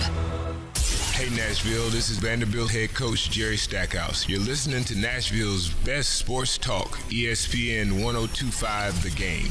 Manfred said he gets Tampa straightened out, then he's going to expand. The cities in expansion are Nashville, Charlotte, Montreal, Portland, and Salt Lake. I think 2 of the 5 will get a team, and as Rob said, Nashville is on everybody's list. So I think Nashville's going to get a team once they get Tampa straightened out with either a stadium or their whereabouts, and Nashville will get a team. And then I think then it's either going to be Salt Lake, Portland, Montreal, or Charlotte. The advantage of Nashville, you can put them in either conference or either league. There you go. That was Mad Dog talking about, hey, Manfred says these are the cities that are on the short list, and Nashville's probably getting a team. And everybody asks me all the time, as the All-Star game is on tonight, everybody asks me all the time, when are we getting a team? In fact, a texter into the text line says, baseball will be back when we get our team. When do you think that will be? And texter, I will say that is a good question. Now, I do believe that we are getting a team. I think that we're going to get a Major League Baseball team. Do I think we're going to get a Major League Baseball team in the next 5 years? No. Do I think we're going to get one in the next 10 years? Yes. Now, I will just say that if we were to get a Major League Baseball team, you will never see somebody kiss more ass than me. I will be, because I want to be like Michael Kay in New York, who does the afternoon radio show on ESPN Radio in New York, and he also calls the Yankee games. That's why. So I'm just going to throw that out there right now. I am just giving you all the heads up. When you guys think that I'm some kind of bobo, just know, Yes. Like that's I'll have to grandfather my way in there. Like I'll have to be on the team broadcast for like 10 years or something like that, and then I can start being critical of the team. But I can't do that right away. But I think we're going to get a team. And I am convinced that it's going to happen because baseball wants it to happen. Now, what I've been told, word on the street, is that if we build the ballpark downtown, we get a team. Period. End of story. But I will have to say this. Not everybody can have what they want all the time. That's why compromise exists. So there are 3 issues that have to get resolved in order for us to get a team. And I'm not sure how those issues are going to get resolved, but I think that they will somehow, some way get resolved. And because Manfred's going to be the commissioner and he wants a team here, and I agree, I think that Nashville is a great city to support a baseball team. I think it would be great knowing that now with this more unbalanced or balanced schedule, whatever you want to call it, where you get to see more teams more often. I mean, it's going to be sold out for the Yankees. It's going to be sold out for the Red Sox. It's going to be sold out for the Cubs. It's going to be sold out for the Braves. I mean, it's going to be, and that's great. But the 3 questions are, 1, where are you going to build it? Where are you going to put a stadium? Again, baseball wants a stadium downtown. Now, you cannot make First Horizon Park into a Major League Baseball stadium. I remember when it was first announced that they were going to build First Horizon Park, and I thought, well, there goes the dream of having a Major League Baseball team. But First Horizon Park cannot be a Major League stadium. So that's out. By the way, that would have been perfect if they had built a Major League stadium there and let the Sounds play there for a while and then just said, okay, let's move somebody in. But you can't go back and redo it. Because that location would be excellent for a Major League ballpark. Especially the way it's been built up around it. Oh. But can't cry over spilt milk. Plus, I love First Horizon Park and I love the Sounds. So first, where are you going to put it? I do not believe that Major League Baseball, and Major League Baseball wants to put a team here, but I do not believe that Major League Baseball wants to pay for a stadium. I don't think they want to pay for a stadium in Oakland, and that's why they're moving. I don't believe that they want to pay for a stadium in Tampa, and that's why they're ultimately going to have to stay in St. Petersburg with kind of their own big entertainment district complex to go with their ballpark. I mean, they keep getting other people to pay for it. If this were New York or this were Chicago or Boston or L.A., then I think, hey, you know what? We got to suck it up and pay for our stadium. The Giants paid for a lot of their own stadium in San Francisco. That's not going to happen here. So where do you put it? Can you put it in Rutherford County? Will that be good enough? You build an entertainment district around it. Is Rutherford County interested in doing that? I don't know. Is any of the other surrounding counties interested in it? I don't know. So that's the first issue that has to get resolved. Second, who's going to own the team? I mean, I don't want to pocket watch. I don't want to volunteer other people's money. But if we get a baseball team, who's going to own it? Because that is important. And when it comes to a baseball stadium and a baseball team, the expansion fee is going to be in the ballpark of $2 billion. So I don't know how much money Governor Haslam has. I know it's a lot. But let's say Governor Haslam were to want to be the owner of a Major League Baseball team in the Nashville area. Because, again, I don't think you can get it downtown because you're not going to get $1 out of this Metro Council and this mayor. And it will be fascinating to see if all these mayoral candidates get asked about baseball stadiums and things like that. But you're not going to get $1 out of this Metro Council. I can promise you that. So if you put it somewhere else, Governor Haslam, throwing him out there, he's going to have to pay $2 billion before anything in order to get a team with a franchise fee. Then there's the infrastructure of the team. You're going to have to buy the players, buy the coaches, buy the trainers, buy the equipment, buy the minor leagues, buy the minor league team. There's a lot of stuff there. So that's probably another billion, when all's said and done, running the day-to-day operations of an entire major league club, or, it's certainly in the hundreds of millions. And then the cost of a stadium, unless you get someone else to pay for it, that's probably about $2 billion. So from the ground up, it's a $5 billion project. So who's going to own it? I don't know then. And then, of course, the biggest question with everything, who's going to pay for it? How much of it's going to be public money? How much of it's going to be private money? How much of it, is it going to be a group of owners? Is it going to be an out-of-town owner? Is it going to be an in-town owner? Is it going to be... What's the question there? And a lot of this hinges on how badly does Major League Baseball want a team in Nashville?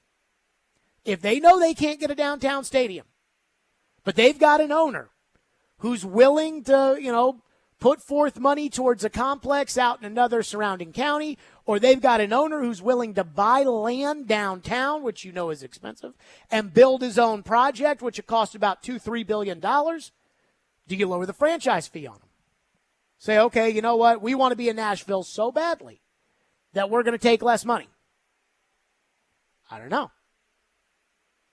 So if you ask, when are we getting a baseball team, Jared? The answer is I don't know. Within 5 years, seems kind of doubtful. Within 10 years, I think it's likely, because I think the city of Nashville wants a major league team, and I'm talking about the greater Nashville area, not just Nashville itself, but the area wants a team, and I think baseball wants a team here.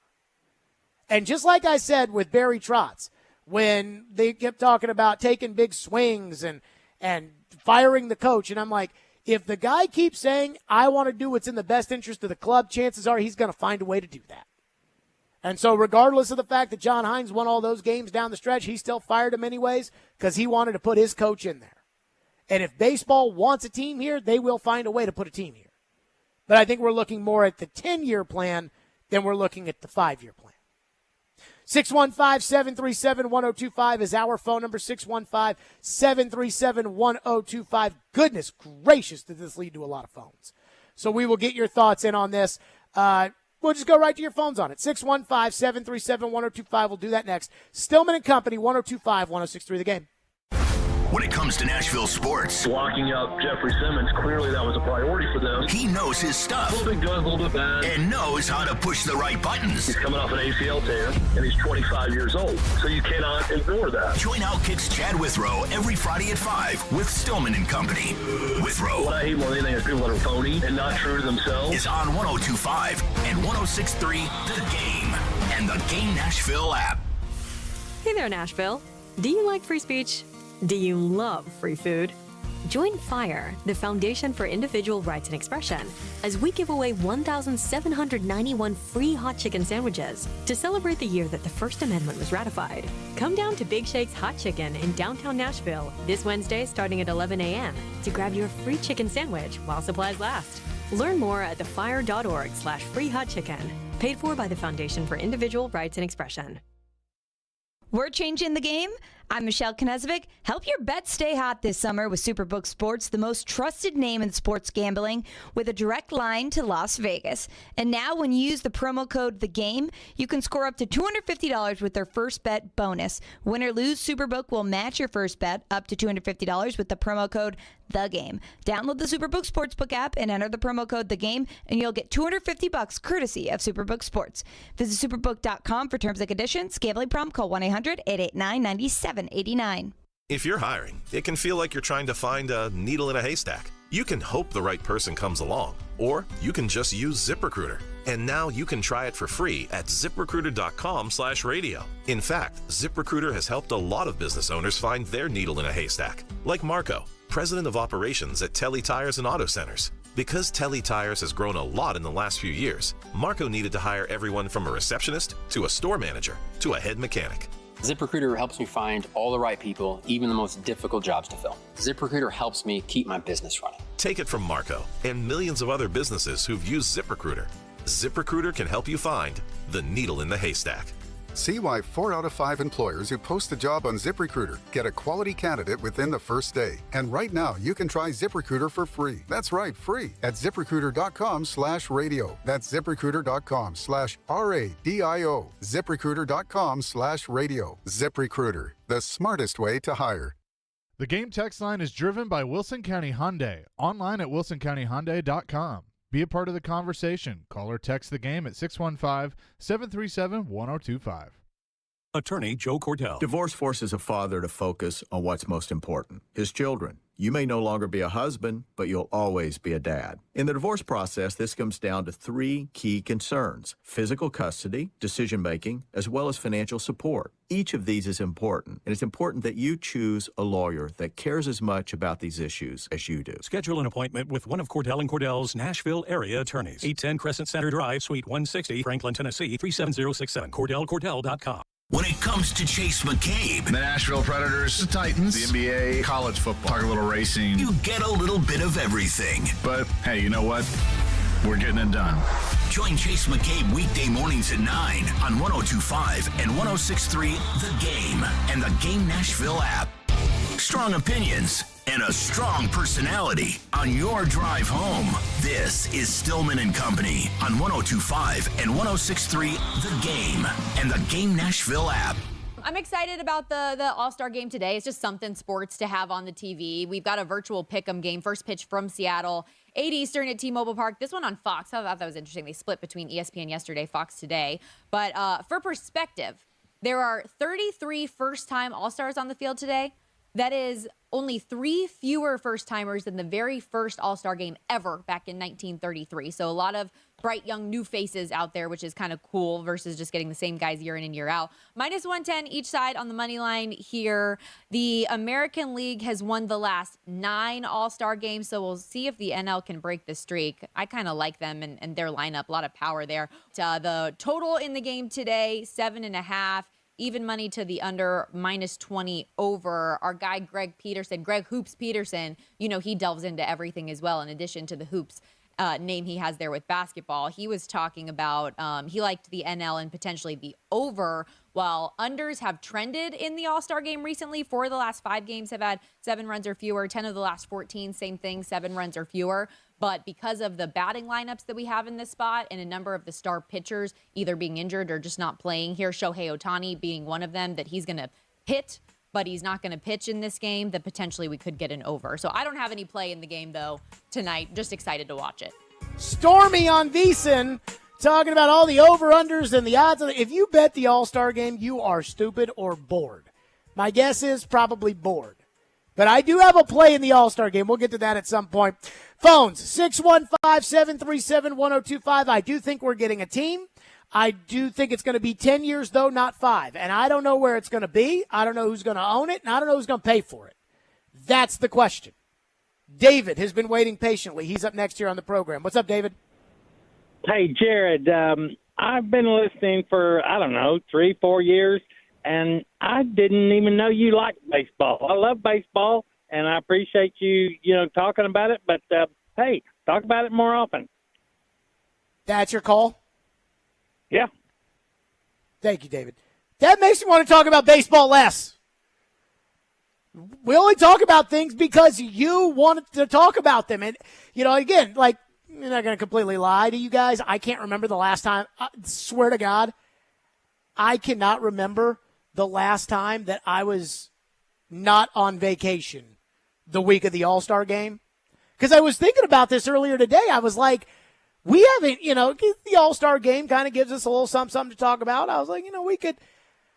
I'm going to say 2018 might have been the last time that I was not on vacation during the All-Star game weekend.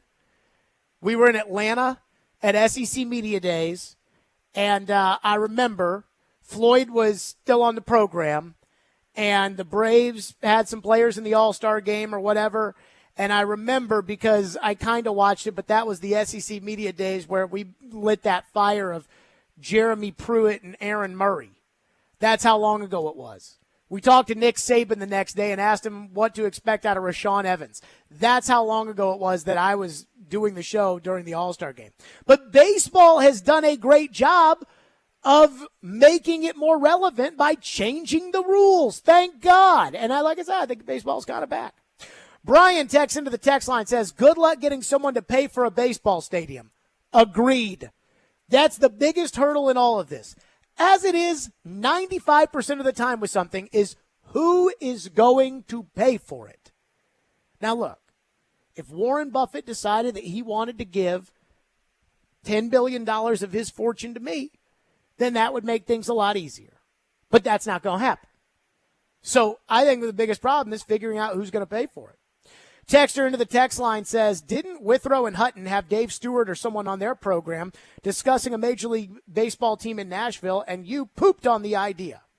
First of all, Dave Stewart works for that fake Nashville baseball team group that has no credibility when it comes, in my opinion, when it comes to actually helping us get a team. They'll do any interview they can get, and all of a sudden someone writes an article about it, and then immediately there's are we getting a team? Are we getting a team? My brother, who lives in D.C., last time Dave Stewart sat down for an interview with somebody, started texting me about whether or not we were getting a team. And the answer is no, because they have not figured out any of the objectives of where's it going to be and who's going to pay for it. Who's going to own the team? They don't know. We had Dave Stewart on the show when he was pumping this idea, and at the end of it, he said, this is the hardest interview I've done. And it's like, guys, I'm a baseball fan, and I want a baseball team. And if we get a baseball team, you will never see anybody kiss more tush than me. Like, I would love for us to have a team, and I would love to be the play-by-play voice of that team on TV. Texter into the text line says, according to some council members, the Titans Stadium delayed any possibility of Major League Baseball coming here soon, and that they will not get a team until 2 or 3 moves or expansions down the road. I mean, look, man, I talked to some Metro Council members. I like the Metro Council members that I know, that I talk to. I don't totally agree with them all the time, but I highly doubt that the Metro Council has any insight into anything more than, we're not putting a team. You're talking to baseball here. You're not going to get $1 out of this Metro Council after all of the money that they spent on the Titan Stadium and everything else.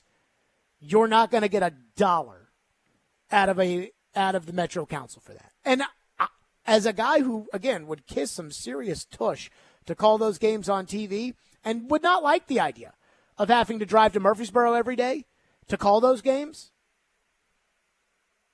I mean, I think as a taxpayer, I kind of agree. I mean, if baseball really wants us, then they can make that happen. Or if Rutherford County wants the tourism and the attention and all the Yankee fans and all the Cub fans and all the Braves fans and everything else, then they can get it. So,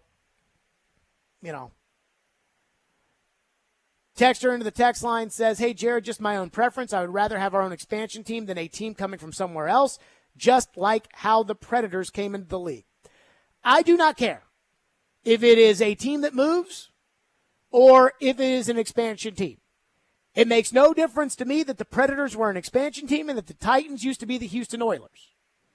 That said, I thought I was going to go to Tampa this weekend and I was going to see a decrepit ballpark with no fans and no nothing and say, oh, God, move this team here today. I went to Tampa, and I said, if that ballpark is not good enough, I don't know how we're going to do better than that. I enjoyed my time in Tampa so much. Now, look, it was 80% Braves fans, and I understand that when the Toronto Blue Jays come to town, they probably don't draw the crowds the Braves do. The truth about baseball is they should have never put it in Tampa, and they should have never put it in Miami. There is no point that those Miami taxpayers are paying for that stadium, and nobody there gives a freaking crap about the Miami Marlins. Whether they're good, bad, indifferent, they don't care. They never should have put a baseball team there, and they never should have put one in Tampa. But I don't think Tampa's relocating. I think Tampa's going to stay put. So you can say I'd rather have an expansion team. The truth is, I think that's really the only option at this point that we have. Texter says the new owner of the MLB team would be Saudi Arabia and the Live Golf owners. I know it's a joke, but there's a little hint of truth in that. And I cannot tell you how much that disgusts me. Just disgusts me. Texter says the Titans should team up with an expansion team and build a massive, separate from each other field. One for baseball and one for football right next to each other. Hey, you go have that talk with the Titans. See how that goes. You go have that kind of conversation with the Titans. Sit down with them. Say, hey, we'd like to put a baseball stadium there, and we'd like you to kind of help us through this process. And you see where that lands you, because I don't think it's going to get you very far. Matthew from Jolton says, I don't think baseball would do well here. It's too long with Nashville being split between the Braves, Cards, and Reds. I mean, I don't think that Nashville is really split between the Braves, the Cardinals, and the Reds. I think baseball is a giant pie in Nashville, and I think it's 65% Braves fans. I think the Braves are hands down the number one team here, and I really don't think it's close. I think the Cubs are number 2. I think the Cardinals are number 3. The Reds are number 4, and then everybody else. Red Sox, Yankees, just kind of your smattering of people who've all. I think it's Braves 1 and Braves by a mile. Cubs 2. And I think the play would be, if we were to get a team, and I agree with Mad Dog, you can put them in the Central Division, the West Division. You really put them in the Central or the East of either the American League or the National League. I think they'd put them in the American League. And hopefully not the American League Central, because I don't care about Minnesota, Chicago, Detroit. Don't want those teams. You're in the East. You get the Yankees, the Red Sox. So let's be in the East. But I say this because I think the play, Floyd told me this, that when they moved here, and a lot of people like the Cowboys or the Steelers or the 49ers or those teams, and they say, hey, you can like the Cowboys, but just root for us every week that they're not playing the Cowboys. And that's how I feel about a major league team here. If we get an American League team, I can root for you when you're not playing the Braves. When you're playing the Braves, it's going to be hard for me. I really don't know what would happen if we got our team between that and the Braves, as much as I love the Braves. 615-737-1025 is our phone number, 615-737-1025. We've got an update on DeAndre Watch. We'll get to that next. Is another team, is a mystery team entering the conversation on DeAndre Watch? We'll get to that next. Stillman and Company, 102.5, 106.3 The Game. The offseason is in full swing, but there's no slowing down ESPN's Teron Davenport. The flow of information. He talks the talk. Spears gives you that guy that can still hit the home run. And walks the walk. As a run blocker, he's going to murder a linebacker at the second level. On everything Titans, TD is on Mondays at 1, Thursdays at 3, Friday mornings at 8, and anytime on the Talkin' with TD podcast. TD is on 102.5 and 106.3 The Game and the Game Nashville app. ElectronicExpress.com. We make it happen. Hang on. It's going to be a wild ride. The PBR team's champions, the Nashville Stampede, are coming home in a run to defend their title. Yo, we coming. Stampede Days, August 18th through 20th at Bridgestone Arena. Heart-pounding action you don't want to miss. Tickets start at $20. Get yours today at PBR.com or Ticketmaster.com. Yo, we coming. Join us for the ride. Built upon a solid foundation of cast iron and steel, the Kubota LO1 series is part of our tractor lineup, rated #1 in durability and owner experience. They feature powerful Kubota diesel engines and easy operation. The durable Kubota LO1 series. Talk to your local Kubota dealer today to schedule a demo. Go to KubotaUSA.com for full disclaimer. Visit Coleman Tractor, your local Kubota dealer in Clarksville, Nashville, Paris, and White House.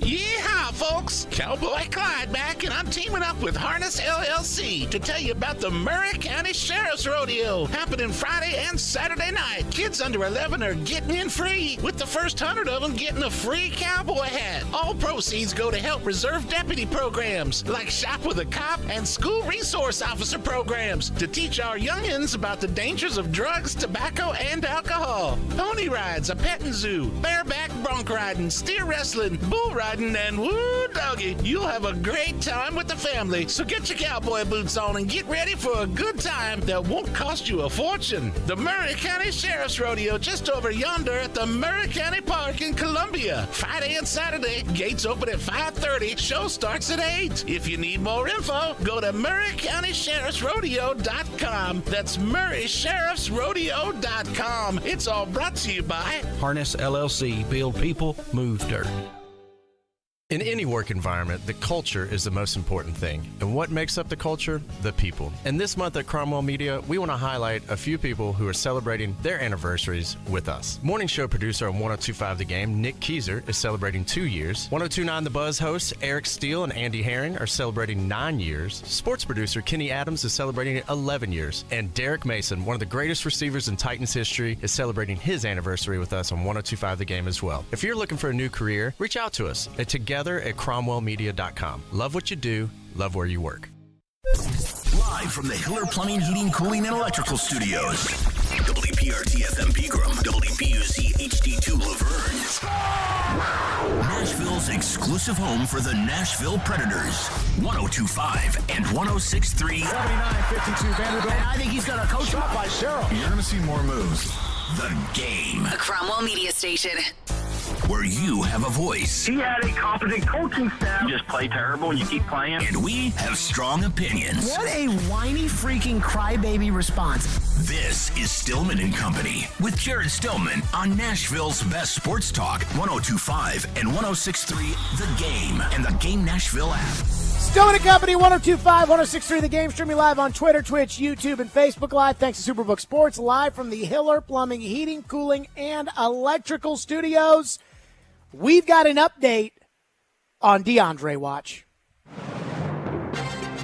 This is DeAndre Watch 2023.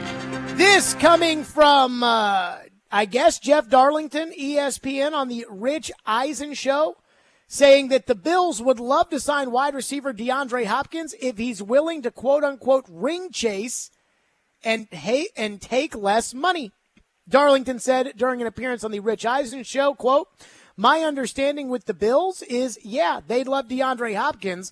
He'd be a great addition, but they're not going to pay him." That led DeAndre Hopkins on Instagram when somebody put up there, Bleacher Report Gridiron put up a picture of DeAndre Hopkins with the caption, "Rumor, Bills open to signing D-Hop if he's willing to quote-unquote ring chase." To which DeAndre Hopkins commented on the post, "2 cows and 2 piles of poop." Think you can make of that what that means. So now we're hearing about could the Bills be interested in DeAndre Hopkins? Pro Football Talk Mike Florio puts out there, the Bills have always been interested in DeAndre Hopkins, but they have a number that they won't exceed. So are the Bills now in the DeAndre Hopkins sweepstakes? And let me start off by saying no. I do not think that the Bills are in the DeAndre Hopkins sweepstakes. I think that Buffalo, and I'm surprised Buffalo would have interest even at their price, given the drama that's gone on with Stephon Diggs. I mean, I know Josh Allen and Deion Dawkins and all those guys have come out and said, oh, it's not a big deal. Who cares? But I do think it's a big deal that Stephon Diggs is mad that he doesn't get the ball enough, and then you're going to turn around and sign DeAndre Hopkins?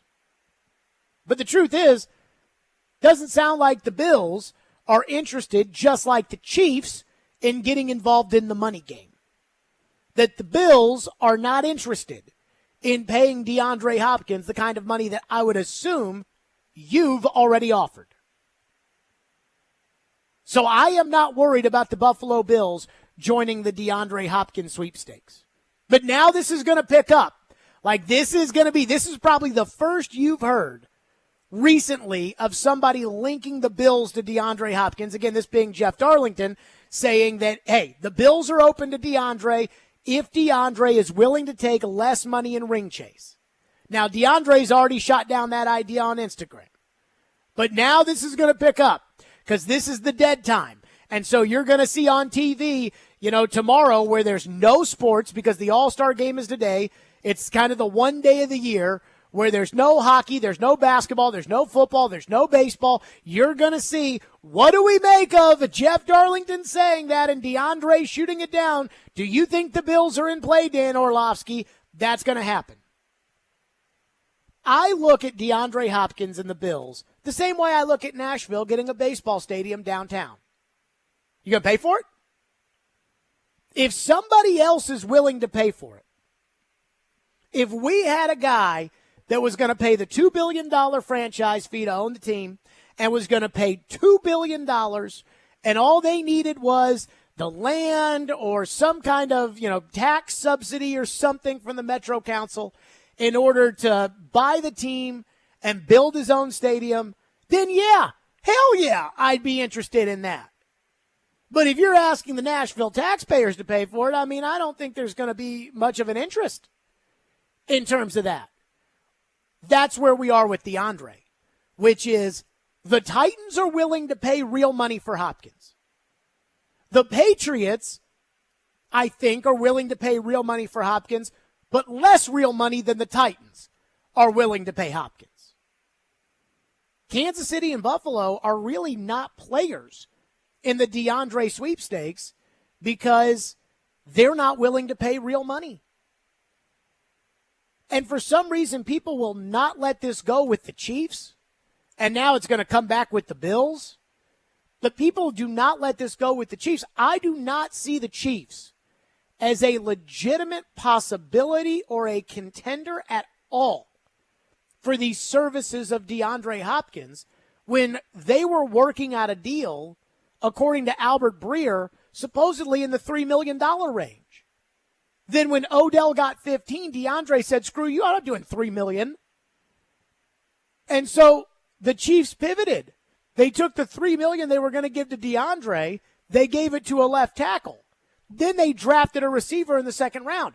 And now everybody keeps talking about Chris Jones's contract as if the Chiefs didn't know the entire time that they were going to have to redo Chris Jones's contract and that would lower the cap number because that's how that works. But you all out there are convinced that the only thing the teams care about is the cap and not the actual dollars. Whereas I think the team cares about the actual dollars and they'll figure out the cap on the other side of it. The actual dollars they were willing to give DeAndre Hopkins, they've already given to somebody else. The spot on the team that they were going to give to DeAndre Hopkins with the limited amount of dollars that they were going to give to DeAndre, they've already given that to somebody else. So I don't think the Chiefs are in. I don't think the Bills are in. I do not think DeAndre Hopkins is interested in ring chasing. The idea of, well, you know what? I could get 12 from the Titans, but let me take 3 with the Bills. Which leads me back to the initial report that TD had 3 weeks ago, 4 weeks ago. It's been so long I can't even remember. The Titans are confident they're going to sign Hopkins. And I think this is why the Titans are confident that they're going to sign Hopkins. Because every other team in the league that would be a better fit for DeAndre Hopkins in terms of what the media and the outside sources think, and even the idea of teams that are better than the Titans, have a better chance to win than the Titans, they're not going to be interested. Kansas City has a budget. They're not interested. Buffalo's got a budget. They're not interested at the price that you're willing to pay. If DeAndre was so desperate to win a ring, or if DeAndre was so desperate just to go to Buffalo or Kansas City and reestablish his value so he could hit the free agent market after leading the league in catches or having a Super Bowl MVP or something like that, then he'd already be with the Chiefs or the Bills. He hasn't even visited the Chiefs or the Bills. think of every other team out there. Think of every team that's really, truly, legitimately better than the Titans right now. Right? Cincinnati, they've got 5 receivers. They're not going to be interested in DeAndre Hopkins. They also have a T. Higgins contract to do, and they got a Joe Burrow contract to do this offseason, and those are not going to be cheap. So they're not interested in Hopkins. Kansas City, they want to pay him $3 million. Buffalo, they've got a budget they're not willing to exceed for DeAndre Hopkins, as everybody is reporting. The Jets, they've got 5 receivers. The Dolphins, they're paying 2 receivers, and they have a third, Jalen Waddle. I don't see DeAndre as somebody they're going to put where they've already got Tyreek Hill and they've already got Jalen Waddle. The Chargers, they're paying 2 receivers, Keenan Allen and Mike Williams, and they just drafted Quentin Johnston in the first round. I don't think they'd be interested. The Ravens, they're paying Nelson Aguilar, Odell Beckham Jr., they've got Mark Andrews at tight end, and they just drafted Zay Flowers in the first round. I don't think they'd be interested. We're running out of the contender list pretty quickly here, at least in the AFC. In the NFC, Dallas has receivers, San Francisco has receivers, Philadelphia has receivers.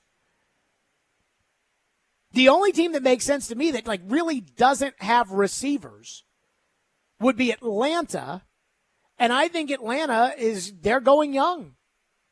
Atlanta's going, we want Drake London out there. We want Kyle Pitts out there. We want Bijan Robinson out there. We want Desmond Ridder out there. They signed Mac Hollins to play receiver. I think that's what they want. Detroit has receivers, even with Jamison Williams being suspended. Amon-Ra St. Brown is still their number 1 guy, and he is a dog. And they don't want to bring in DeAndre Hopkins and take Jamison Williams' spot, so that when Jamison comes back in 6 games, they can slide Khalif Raymond or Josh Reynolds over. So 3 weeks ago, TD comes on the show and says the Titans are confident they're going to sign DeAndre Hopkins. By the way, I made a big deal about that because I think that's big news. I thought when TD said that, the way I interpreted that is his sources with the Titans, and I have a pretty good idea who TD's sources are. TD's sources with the Titans were confident that day, even though he was in New England. They were confident they were going to sign Hopkins because they know what Hopkins' value is. They've probably offered more money than his value, more money than they think New England's going to be willing to go, and they think all these other teams that would be out there probably aren't going to be interested. And that's why I think they think they're going to get him. So over the next couple of days, because Jeff Darlington went on the Rich Eisen show and said that Buffalo would be interested in Hopkins if he dropped the price, which Hopkins has already indicated on social media he would not be willing to drop the price, you're going to hear a lot of talk about DeAndre and the Bills. Because everybody, the second he got released, wanted to talk Bills, Chiefs, Bills, Chiefs, Bills, Chiefs, Bills, Chiefs. That's all they wanted to talk about when it comes to DeAndre. The truth is there are 2 teams that want him, and you're offering more. I'm starting to become more and more confident that he's going to end up a Tennessee Titan. 615-737-1025 is our phone number if you want to weigh in on this one, 615-737-1025. Trevor, later this hour on the fallout from Northwestern. We'll get to your phones. Plus, I have got to get this off my chest. I've been actually waiting to get this rant off my chest for a while. And now's the perfect time with this rumor about the idea of DeAndre Hopkins. We'll get to that next. Stillman and Company, 102.5, 106.3 The Game. All the big plays. Henry up the middle. Looks a little move. 10, 5, touchdown. All the big stories. Should the Titans go after DeAndre Hopkins? All in one place. We are Nashville's best sports talk. 102.5 and 106.3. Touchdown, Tennessee. You're going to make a trade like this. Does he want to retire a Tennessee Titan? The door's on the board. Such superstar players. The Game and the Game Nashville app. Tuning into the baseball game, monitoring the incoming storm, catching your favorite talk show. These are just a few of the reasons more than 80 million Americans depend on AM radio each month. And did you know AM radio is the backbone of the emergency alert system, keeping us safe in dangerous times? It's reliable, free, and public safety depends on it. Text AM to 52886 and tell Congress we need AM radio in cars. This message furnished by the National Association of Broadcasters. Are you drowning in credit card debt? Want to get cash out of your home's equity? Loan Pronto can do it now in less than a week. Hey, Willie Donick here. That's right. Loan Pronto's Equity Express line of credit just got even faster. You can get $50,000, $100,000, even $200,000 in as little as 5 days. You don't even have to touch your primary mortgage. You can keep that 3% rate intact. Get just the money you need and pay off all those credit cards or get that home improvement project started. With this revolutionary program, you can access up to 90% of your home's value, and in most cases, there's no appraisal. Stop paying insane interest rates to the credit card companies and get tens or even hundreds of thousands of dollars in cash in as little as 5 days. Call Loan Pronto now for the even faster Equity Express line. 615-499-5780. That's 615-499-5780 or go to loanpronto.com. 615-499-5780. Equal housing lender, NMLS 166-1781, subject to lender approval. Men, at the Tennessee Men's Clinic, our urologists and providers have been helping guys with erectile dysfunction and other sexual health issues for years. And unlike some, at the Tennessee Men's Clinic, we take a comprehensive approach to your sexual health. Our sole focus is to treat ED and related conditions. ED can be affected by a bunch of things, from hormones, prostate issues, medical conditions, and even simply aging. The fact is, most guys experience it at some point in life. If you're suffering with ED, it's extremely important to see a provider that understands how your medical conditions, hormone levels, and other factors can impact your ability to have sex. That's why you should come to the Tennessee Men's Clinic, where we have treatments that are effective in nearly 90% of cases. I can't tell you how many guys we've seen that thought their situation was hopeless, only to be wildly surprised. So give us a call today. We'll do some blood work with a T-check and a medical consult to give you the best shot at success. Call 615-208-9090 or go to TennesseeMen'sClinic.com. We have 2 offices, Midtown and Franklin. Visit our website to learn more, including side effects. Treatments extra, results vary. Election Day in Davidson County is August 3rd. Don't forget to cast your vote for mayor, vice mayor, at-large council members, district council members, and Tennessee House of Representatives District 51. This important election will help shape the future of our region. Early voting is from July 14th through 29th. If necessary, the runoff election will take place September 14th. For more information on registration, early voting, and polling locations, visit the link at thegamenashville.com. Want to see our smiling faces? You can watch us on Twitch, Twitter, YouTube, and Facebook Live. We are good to go. Presented by Superbook Sports, voted #1 sportsbook in Vegas. You're listening to Stillman and Company on 102.5 and 106.3 The Game and the Game Nashville app. Price himself out of the ring chase market, do you think? DeAndre? Yeah. I mean, I got that sense with the Bills, for instance. My understanding with the Bills is like, yeah, they love DeAndre Hopkins, think he'd be a great addition, but they're not going to pay him. And if he wants to ring chase, there's a spot for him. But DeAndre came out and said, there you go. That was Jeff Darlington on the Rich Eisen show. So I thought it was almost irresponsible for Darlington to bring the Bills into it. Darlington's like, yeah, if he wants to ring chase, the Bills would be interested, but no, like he's not interested in that. So now we can drop that when it comes to the Bills and the Chiefs and all the people out there thinking that they could be the mystery team. I've got to get this rant off my chest before we get to your phones, and then we got Trevor coming on. But here's the rant. Buffalo ain't that good. I mean, every time we talk about the top teams in the AFC, it's Buffalo, Kansas City, Cincinnati, Baltimore, which I don't think Baltimore's that good either. But we talk about Buffalo like they're in the same breath as Kansas City. They're not. The Buffalo Bills took a massive step back last year. Whereas I think the Kansas City Chiefs and the Cincinnati Bengals are at the top of the AFC, and in each of the last 2 AFC championship games, it has been an eyelash as far as the difference between those 2 teams. Buffalo is significantly further away than Kansas City or Cincinnati. And yet people just keep Buffalo. You want to know what's crazy? Over the last, I think, 5 years, Buffalo has gone as far as the Titans have. Buffalo's been to 1 AFC championship game.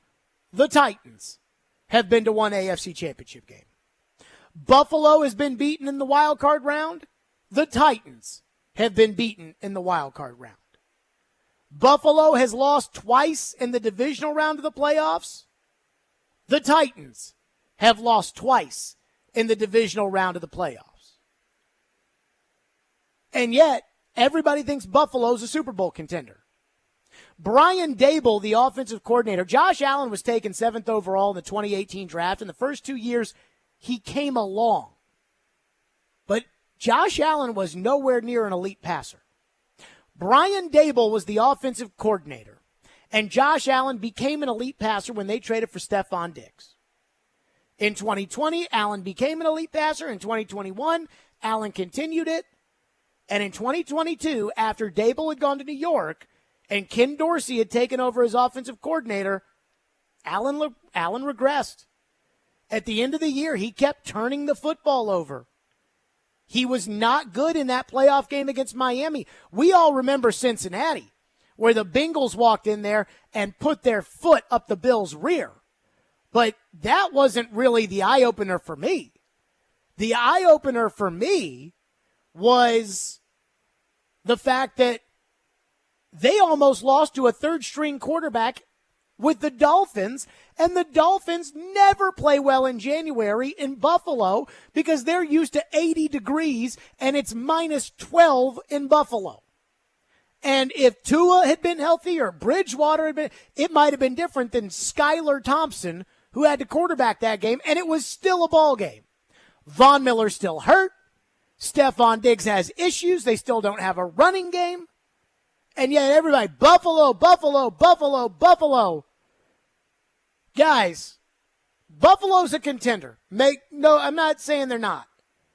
But we talk about them like they're right there with Kansas City or Cincinnati, and they are not. Cincinnati's been to the Super Bowl. I mean, ever since Joe Burrow became Joe Burrow, they've been to a Super Bowl and an AFC championship game that was decided by a 15-yard penalty. That's it. Mahomes is in the AFC championship game every year. Josh Allen's been to as many as Ryan Tannehill.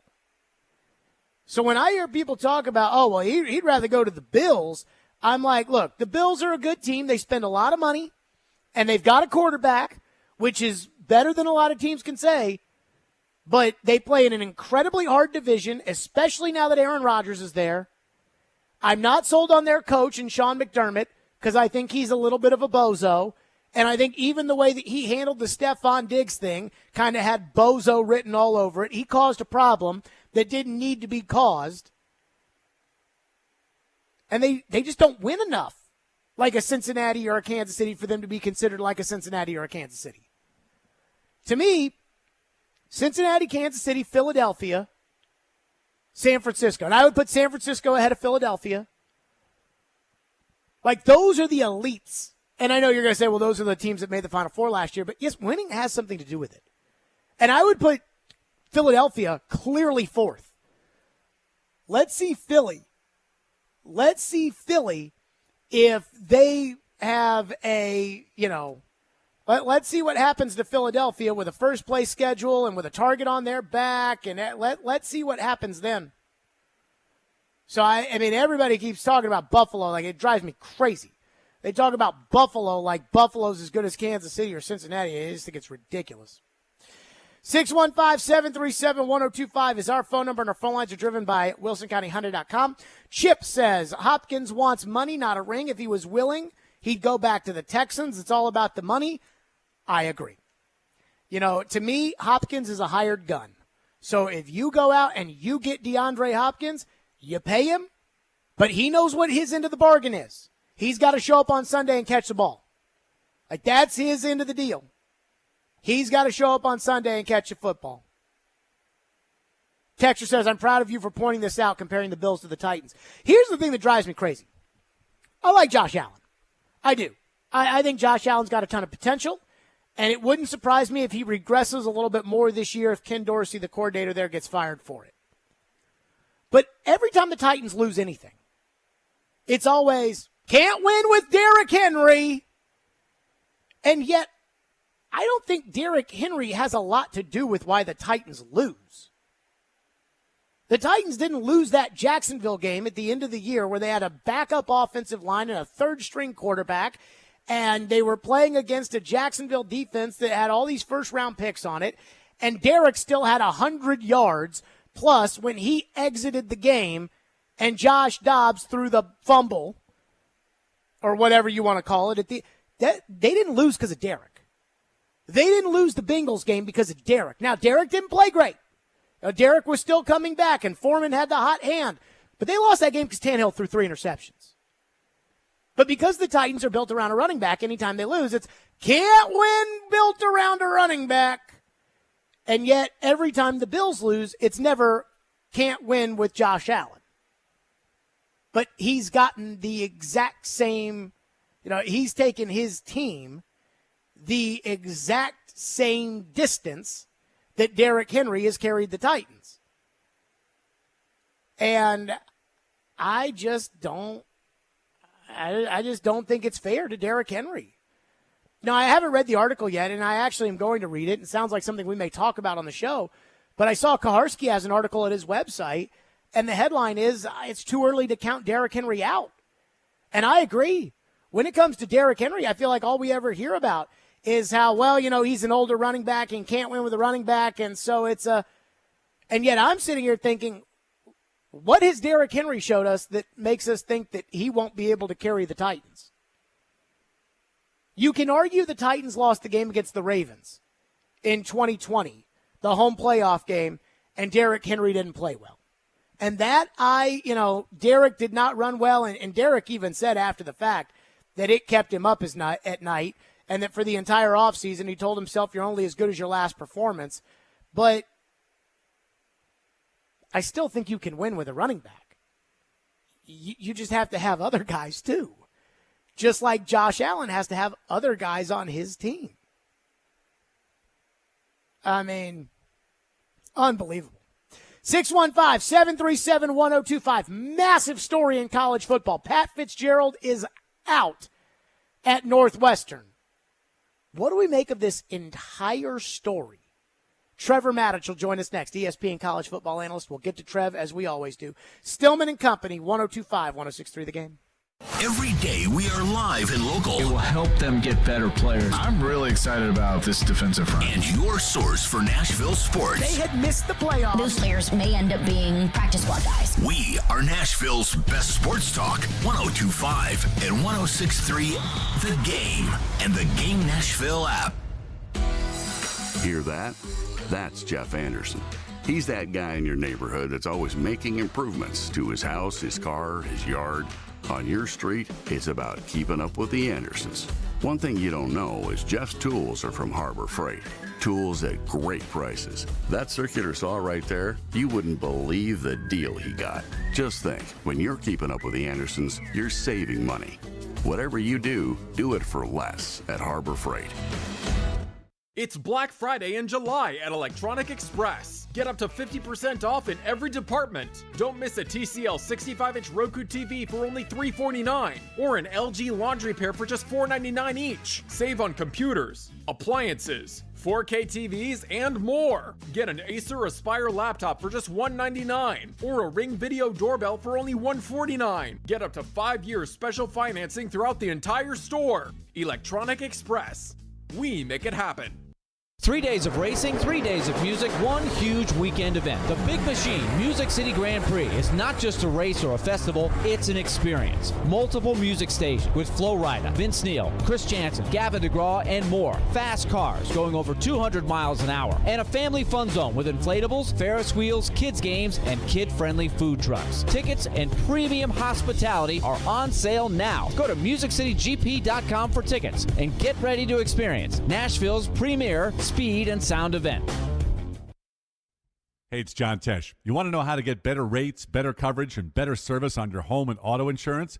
Work with Zander Insurance. I know it's a big promise, but this team delivers. They've been around for almost 100 years and have earned the privilege of representing dozens of insurance companies so they can shop, compare, and find you the best options available. More options mean more savings, and in many cases, better coverage. But it doesn't stop there. Each year, they review your coverage to make sure your rates stay competitive. Nobody else does that. And when it comes to service, just check out their ratings. Xander is one of the top agencies in the industry, and they earned that spot with their commitment to making sure their clients are taken care of like family. That's what sets them apart. Go to Xander.com for quick online quotes or call 800-356-1780 for that personal touch that you've been missing.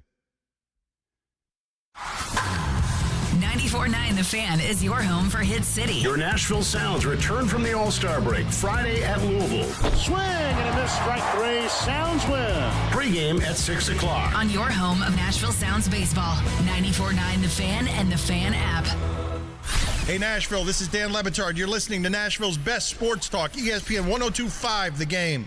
I'm shocked by it, and as long as I've been around this sport, not much surprises me anymore. But had someone come to me the day before this story broke and said, there's about to be a story in the sport that involves hazing of a sexualized nature, and it's going to be, fairly rampant and known within the program. Give me 6 guys that you can guarantee it's not happening in their program. Pat Fitzgerald would have been on that list. It doesn't comport with what I've known of Pat over the years, yet the idea that this was not a secret in nature, that members of the football program for years and years had some knowledge of it, whether they thought it was something that was harmful or playful, is sort of doesn't matter at all. I'm really surprised that it was going on at Northwestern, and really shocked that it got to this point. I was shocked when I saw the story over the weekend of what happened at Northwestern, the systemic hazing, the toxic culture, everything else. I was shocked. When I saw Pat Fitzgerald got fired yesterday, I guess I wasn't that shocked. Trevor Maddich joins us now on the program, as he always does on a Tuesday, presented by Houston Clinic Orthopedics, when experience matters. Trev, I don't know Pat Fitzgerald. I don't know the Northwestern program. I don't know any of that. So I just open it up to you, your reaction as to kind of everything that's transpired over the last 5 days with the Northwestern football program.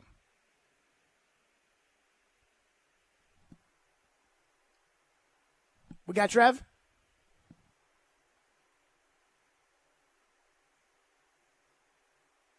I guess we don't have Trev. But I am fascinated to know what Trevor's going to say as far as Trevor's thoughts with the Northwestern football program are concerned. Because I don't know Pat Fitzgerald. Everything that I had known of the Northwestern program ahead of time was that, hey, they were run incredibly well, and that they were, that there was a lot of, I had a lot of respect for that program, the way they had built it, and that he was an alum, and that he had played there, and he was in the College Football Hall of Fame. And then I read this, and I think, wait a minute.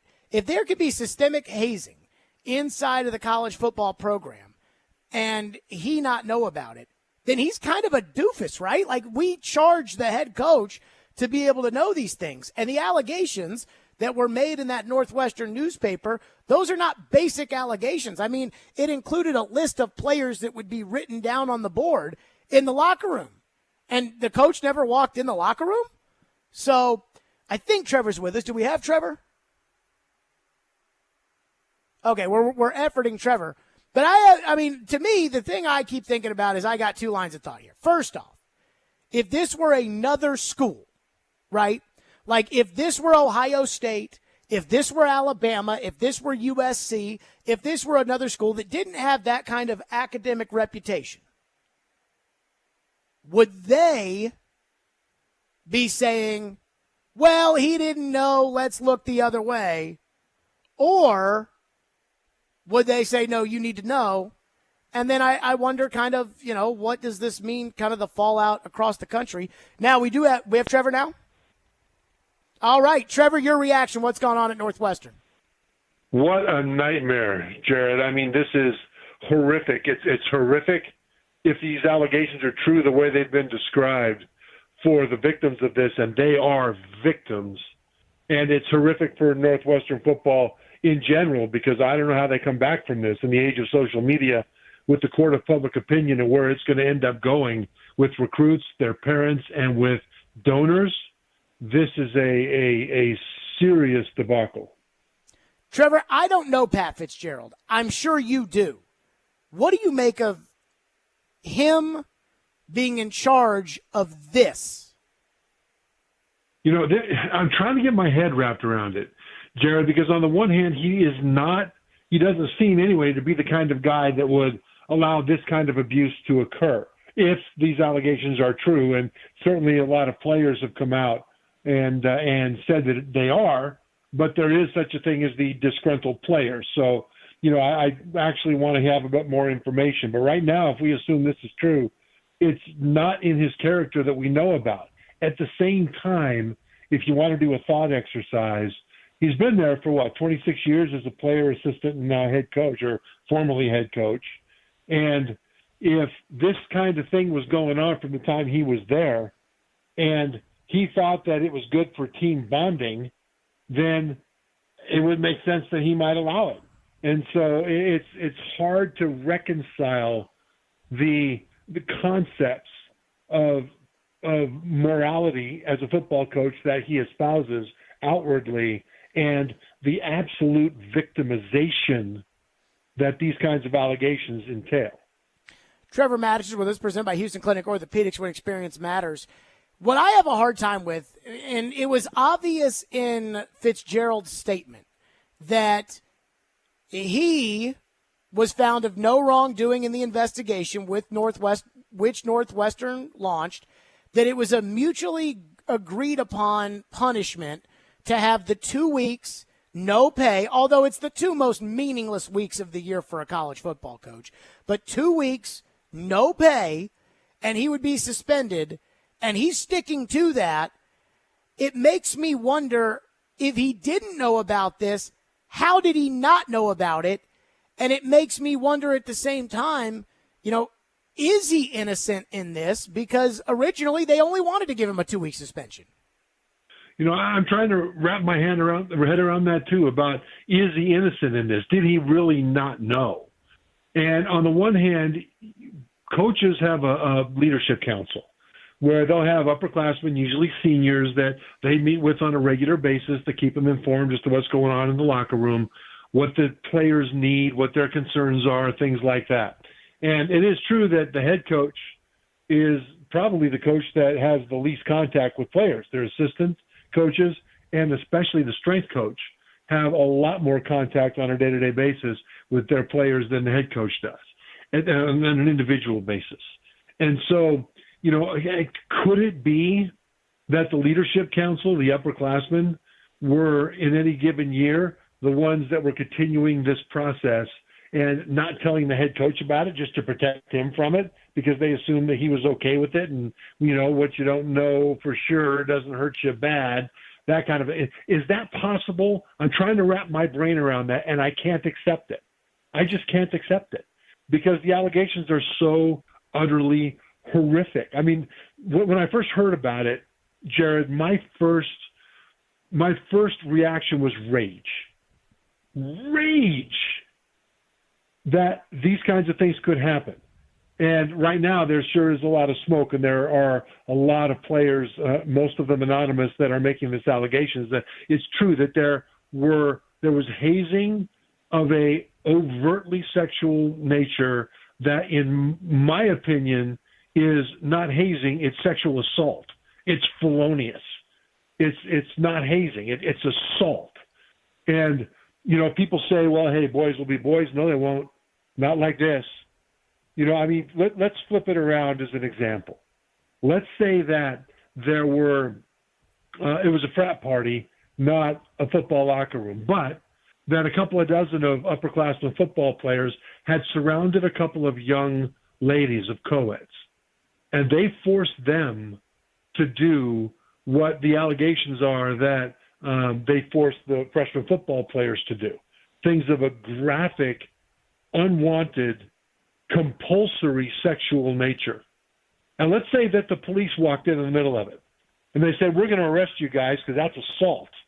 And the players said to the police in the frat party, oh, but it's okay because, it was just hazing as part of a ritual to accept them into the group.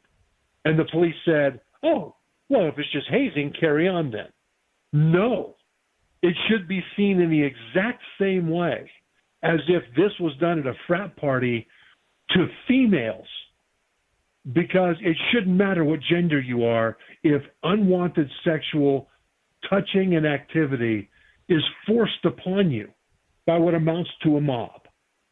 And so I'm thinking about the people on the receiving end of this who, to me, are victims. And it's hard for me to imagine that a guy like Pat Fitzgerald would not have known over the decades, because we've got players coming out that, started, playing in 2005 that are saying, yeah, there was a culture of hazing. So over the decades, him not knowing that, and if he allowed that to happen, if it turns out that this is proven to be true, then my impression of him will flip 180 degrees and be as absolutely negative as it has been positive. I mean, isn't that part of being a coach is to know? Like, I think there's two things that are part of being a coach here. Number one is to know, what's going on in your program. I know you're not going to know everything about everybody's life, and in some cases that's their business, not your business. But anything that is systemic in your program, I think you need to know. I think Nick Saban would know. The second thing is the fact that the players thought that this was okay and that they hid it from the coaches. That, means that somehow a message didn't get through from Fitzgerald to the players. I do not accept ignorance as an excuse for this. Not in this case. Not in this case. Because of the magnitude of it. It's not like it's some small thing that, maybe didn't cross the coach's desk. The coach doesn't need to know the name of the pet hamster of his freshman player, right? And if he doesn't, it's not like he doesn't have control of his program. We're talking about allegations going back decades, and we're talking about absolutely massive things that there have been plenty of opportunities for someone to walk in on, whether it's an assistant coach, whether it's a equipment manager in the locker room, because those guys are in the locker room with the players at all times. And if not the locker room, right off of the locker room, because they're gathering up, stuff to wash and clean up and stuff like that. Nick Saban is famous for having leadership in the locker room. And very often, if a problem starts to occur where a player starts to be hanging out too late at night at the off-campus watering hole, or a player is missed a few classes and things like that, guys like back in the day, Jonathan Allen, and those kinds of guys would handle the problem before it ever got to the desk of the head coach. But they handled it in a way that was constructive and positive at the instruction of the head coach. And eventually, if it was something that was meaningful, it would get to the desk of the head coach. And so how much time passed from when these allegations first arose? It is hard for me to imagine that the coach would know about that. Now, let me give you another example about coaches knowing what's happening in their locker room. When Clemson first started getting to the national championship, I remember one of the finals one year, it might have been their first year, to play in the BCS national championship game. ESPN cameras had mic'd up Coach Sweeney, Dabo Sweeney, and followed him around practice and everything he was doing. And before practice, while the players were stretching, Dabo Sweeney walked up to a big old offensive lineman with a big giant beard, and he asked how his girlfriend was doing. And they talked about his girlfriend for a little while. And then Dabo said, you're lucky you locked her in as your girlfriend before you grew that beard, because she might have said no. And they both laughed, and they kept going. And my thought in that moment was, holy smokes, Dabo Sweeney, the head coach, not only knew that this guy had a girlfriend and what her name was, he knew when they became a serious item relative to when that beard was grown. You think a coach is not going to know that there's sexual hazing going on in his locker room for decades? Mm-hmm. Yeah. Trevor Matich is with us, presented by Houston Clinic Orthopedics, when experience matters. And then there's the other side of this, too. If it were led by the leaders, what about the leader on the Northwestern football team that's on the Titans now? We'll get into that with Trevor next. Trevor's joining us, as always, on the program. Stillman & Company, 102.5, 106.3 The Game. Every Wednesday at 8:30. Call Join Robbie and Rexroad for The Choice is Yours. 2 sports questions, 2 non-sports questions. They'll answer a couple of questions about life and sports. The Choice is Yours is built by Jarrett Companies. You have a choice. So when you have a need for site and utility work, fire protection, concrete and asphalt services, the choice is simple. It's Jarrett Companies. For more, visit JarrettCompaniesInc.com. The choice is yours. Wednesdays at 8:30 on 102.5 and 106.3 The Game and the Game Nashville app. The FedEx St. Jude Championship returns to TPC Southwind, August 9th through the 13th. Don't miss your chance to witness the top 70 players from the PGA Tour season battle it out in the first event of the FedEx Cup playoffs. Only 50 players will make it through Memphis. Don't miss your chance to watch the drama unfold. Daily grounds and upgraded ticket options are on sale now at FedExChampionship.com.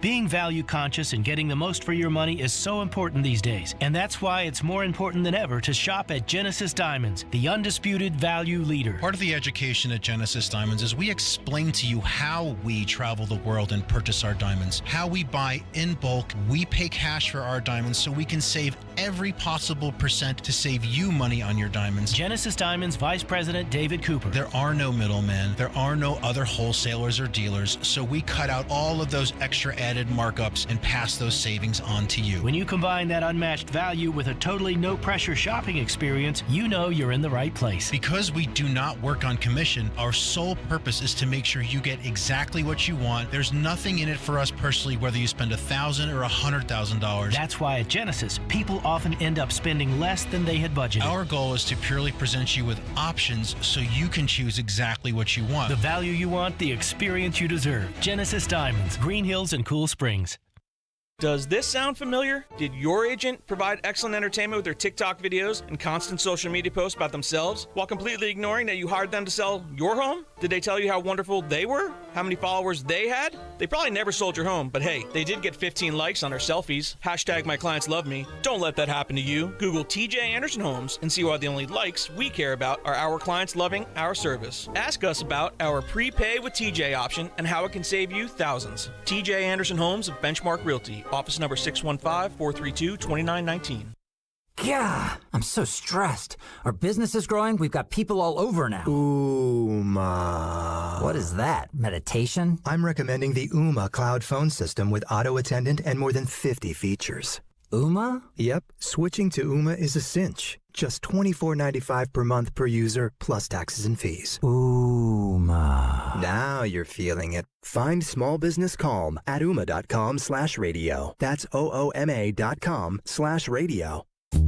They combine hard-hitting journalism. The Titans asked Kevin Byard to take a pay cut. Strong-willed opinions. There's hot takes and then there's like weird takes. Yeah. This is a weird take. And sometimes some old man takes. I'm excited about it. So do I gyrate embarrassingly? To create the perfect morning show, they are Robbie and Rexroad. Mornings from 6 to 9. Presented by TJ Anderson Homes of Benchmark Realty on 102.5 and 106.3 The Game and the Game Nashville app.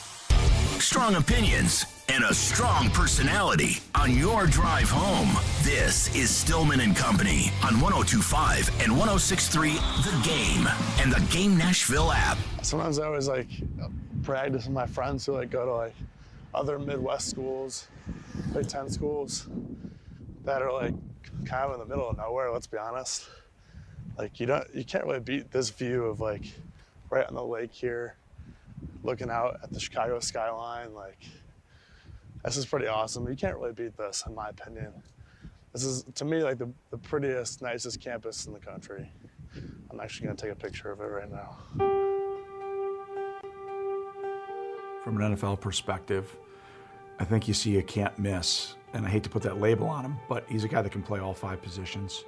In my humble opinion, there's no question he could be a left tackle. He's got the feet, he's got the athleticism, he's got the strength, he's got the toughness, he's got the football acumen.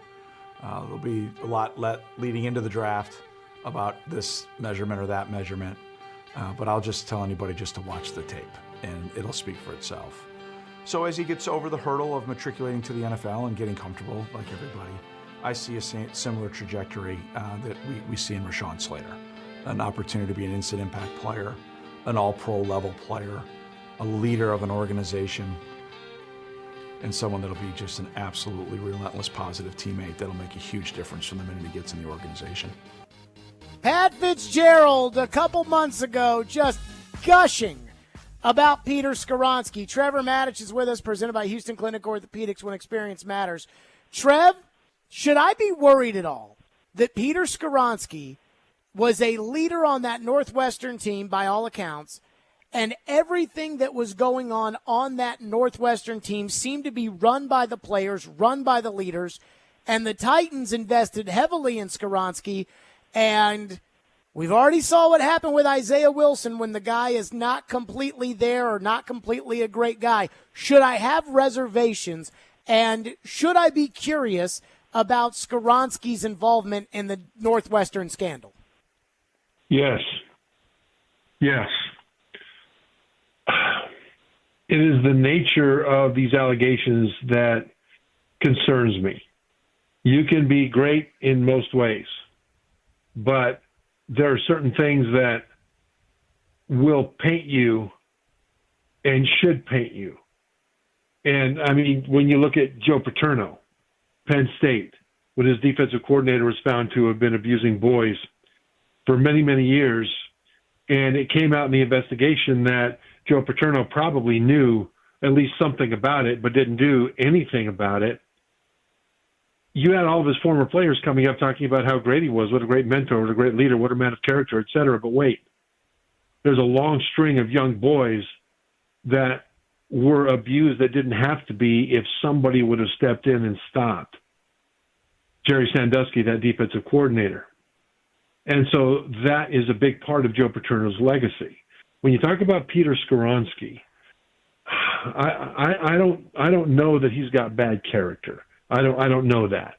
I do know that if you take personalities out of it, and let's just say it's John Doe at an accounting office, and let's say that John Doe led hazing incidents of new members of the accounting office, and the allegations here include having freshmen fully disrobe against their will and execute center quarterback exchanges in that condition against their will. Now, you think about that, and that's not even one of the worst things. So if an accountant did that, I think that the law should be involved.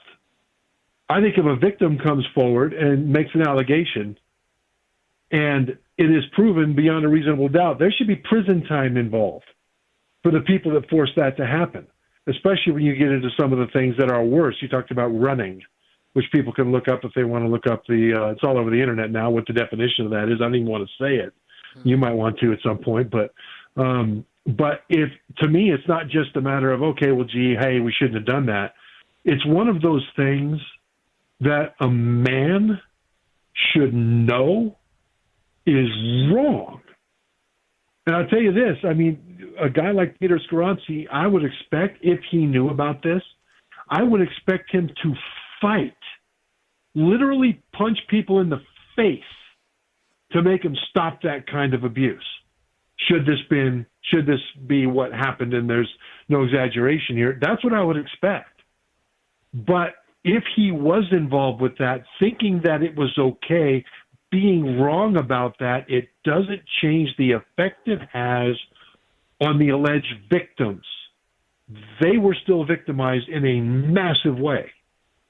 So if I'm any player on Northwestern that participated in any of that, I would be worried about somebody coming forward to law enforcement, having an investigation, and ending up in court looking at potential jail time, because that's how serious it is. This whole boys will be boys, it's just hazing and happens all over the place on teams and organizations and secret societies. Yeah, there's hazing, but there's a line that was crossed, according to what has been said. That is not hazing.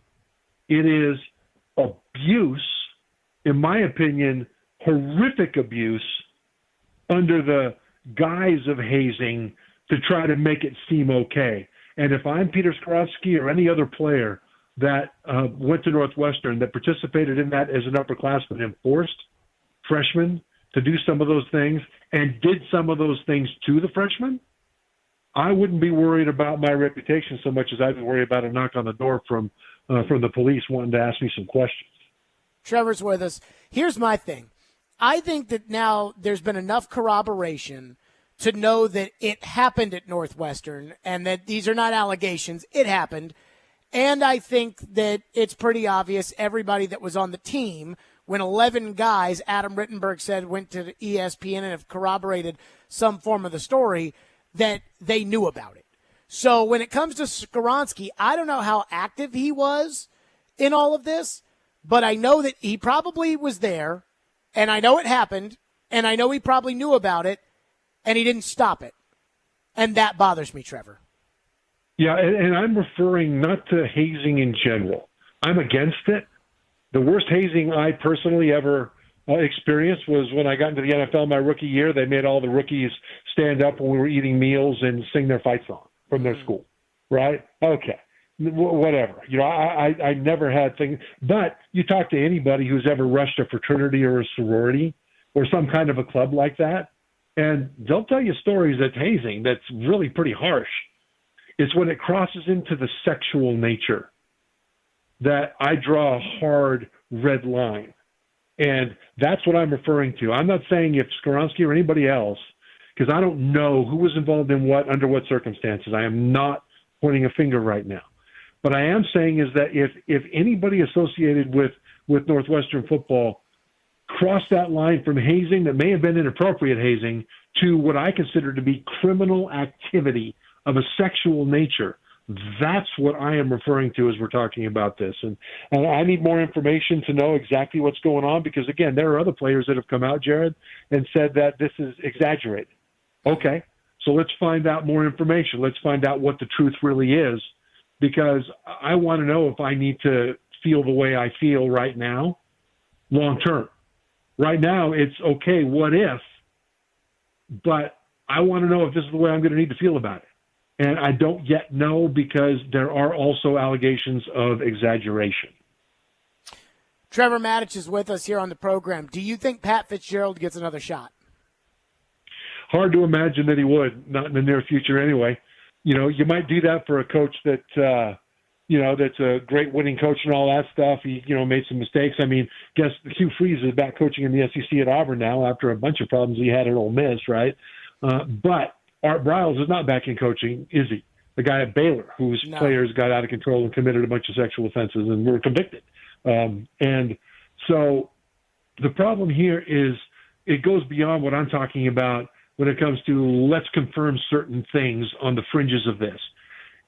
There is the court of public opinion, which includes the recruits' families, the boosters, and those things are going to matter in terms of the perception of the coach that a university is associating itself with. Take a look at Colorado with Deion Sanders.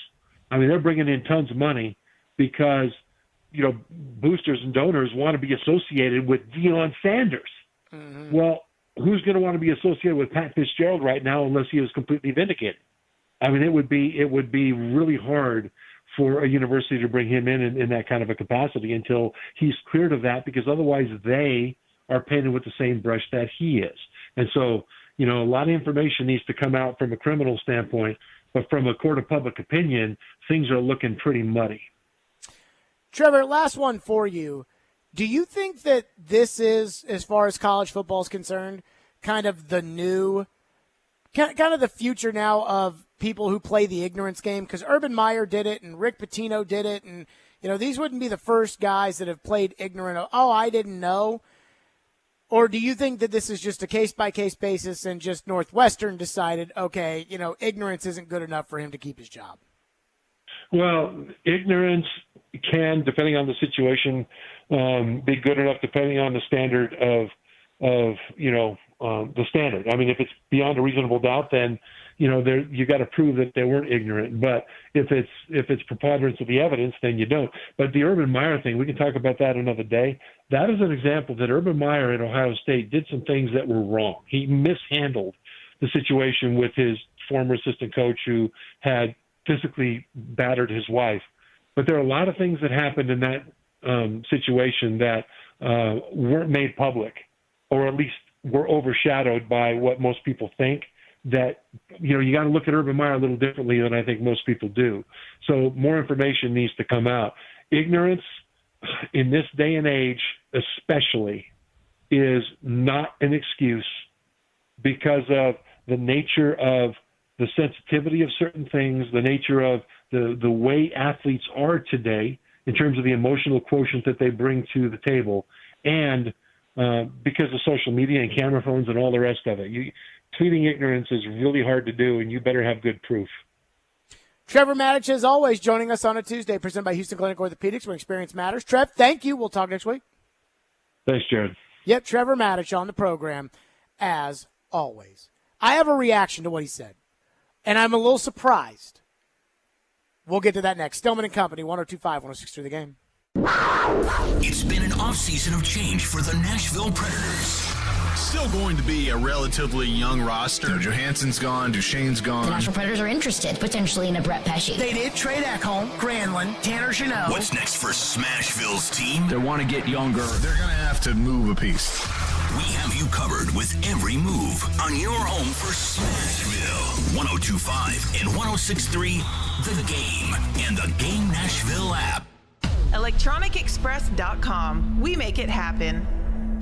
On July 22nd in Nashville, Tennessee, 4 men will compete in one boxing ring. Only one winner will be declared. Who will be the last man standing in the first ever Survivor Tag? KSI's Misfits Boxing is coming to Nashville. That's right, Misfits and DAZN are bringing Misfits 008 to the Nashville Municipal Auditorium, including some of the biggest names in the crossover and celebrity boxing space. The night will be packed full of action, including the first ever tag team boxing match in the U.S. Fighters on the night include gun expert Brandon Herrera, fan favorite B-Day, political activist Alex Stein, chart-topping rapper Swarms, lightweight champion Dean the Great, former BKFC champion Alan Belcher versus Hasim Rahman Jr., and many, many more. Misfits 008 tickets are available now, starting at $20 from Ticketmaster.com. Check. You might already know about the Acura MDX. V6 engine, seat 7. We have an announcement. We swapped that engine with a specially made 3-liter turbo V6, race-tuned the steering and suspension, and for the first time, added Type S performance to an SUV. So we're just gonna drop this right here. The Acura MDX and first ever MDX Type S. Acura, precision crafted performance. Experience the thrill at Gary Force Acura, proud sponsor of the Nashville Predators. TennesseeAcura.com. Yeehaw, folks! Cowboy Clyde back, and I'm teaming up with Harness LLC to tell you about the Murray County Sheriff's Rodeo, happening Friday and Saturday night. Kids under 11 are getting in free, with the first 100 of them getting a free cowboy hat. All proceeds go to help reserve deputy programs, like Shop with a Cop and School Resource Officer programs, to teach our youngins about the dangers of drugs, tobacco, and alcohol. Pony rides, a petting zoo, bareback bronc riding, steer wrestling, bull riding, and woo doggy, you'll have a great time with the family. So get your cowboy boots on and get ready for a good time that won't cost you a fortune. The Murray County Sheriff's Rodeo, just over yonder at the Murray County Park in Columbia. Friday and Saturday, gates open at 5:30, show starts at 8. If you need more info, go to MurrayCountySheriffsRodeo.com. That's MurraySheriffsRodeo.com. It's all brought to you by Harness LLC. Build people, move dirt. Live from the Hiller Plumbing, Heating, Cooling, and Electrical Studios. WPRT FM Pegram, WPUC HD2 Laverne. Ross Chastain will be first to finish in the Ally 500 at Nashville Super Speedway. Nashville's exclusive home for NASCAR. 102.5 and 106.3. Checkered flag is in the air. Man, this is a win in the cup race. The Game. A Cromwell media station. Where you have a voice. He had a competent coaching staff. You just play terrible and you keep playing. And we have strong opinions. What a whiny freaking crybaby response. This is Stillman and Company with Jared Stillman on Nashville's best sports talk, 102.5 and 106.3 The Game and the Game Nashville app. Stillman and Company, 102.5, 106.3 The Game. Streaming live on Twitter, Twitch, YouTube, and Facebook Live. Thanks to Superbook Sports, live from the Hiller Plumbing, Heating, Cooling, and Electrical Studios. Again, the big story, the systemic hazing and the fallout at Northwestern. Pat Fitzgerald, the head coach, fired. ESPN's Adam Rittenberg said 11 players have corroborated to say that the allegations in the Northwestern paper are true, and they are heinous. And you heard Trevor Maddich in the last segment. Boy, Trevor, he did not hide his feelings and his level of disgust for what he's heard out of Northwestern. Now, there is a report that was done by the outside law firm that was brought in to investigate the claims of sexual hazing, the toxic culture, everything else. And Northwestern's president has said they're going to keep that secret. I would prefer that it be made public. Faculty members are calling on the university to make it public. We will see where that goes. But as far as Peter Skoronski's concerned, I have to be honest with you, I was a little surprised when I asked Trevor if I should be concerned about Peter Skoronski and a possible involvement and the fact that this is what we know. Because there's a lot of conjecture out there about things that we don't know. This is what we know. Skoronski was on that team, and he was a leader. That the systemic hazing and the toxic culture was led by the players. And if 11 players are telling ESPN it happened, that makes me think that Peter Skoronski knew about it. And that whatever it may be, Skoronski didn't stop it. Because it didn't stop. And just going down the path of first-round picks, when we talked about the quarterbacks in the draft, Richardson and Levis and Hooker and everything else, I said, look, it is impossible to be able to know what's up here in the head and what's right here in the heart. And the same can be said for receivers, running backs, corners, defensive tackles, defensive ends, linebackers, offensive linemen. With Skoronski, I don't know what's up here and what's in here. But that is the job of the Titans to figure that out. And they failed when it came to Isaiah Wilson. I hope they didn't fail when it comes to Skoronski.